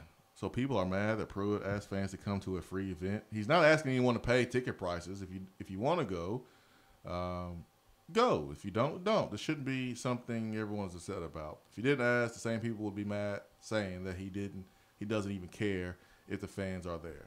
I will say this about Carmen's message. The tickets may be free, but it's not free to come here if you're out of town. And so for those who are out of town who feel like, hey, I'm going to save my money and not go, and that's your reason, cool. My thing is, like, I totally understand if you don't want to go and if you're not going.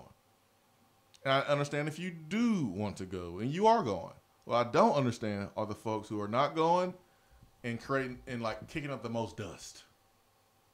Kicking and screaming. Why? Why? Why? We just need to win. We win. We gotta win. We gotta win.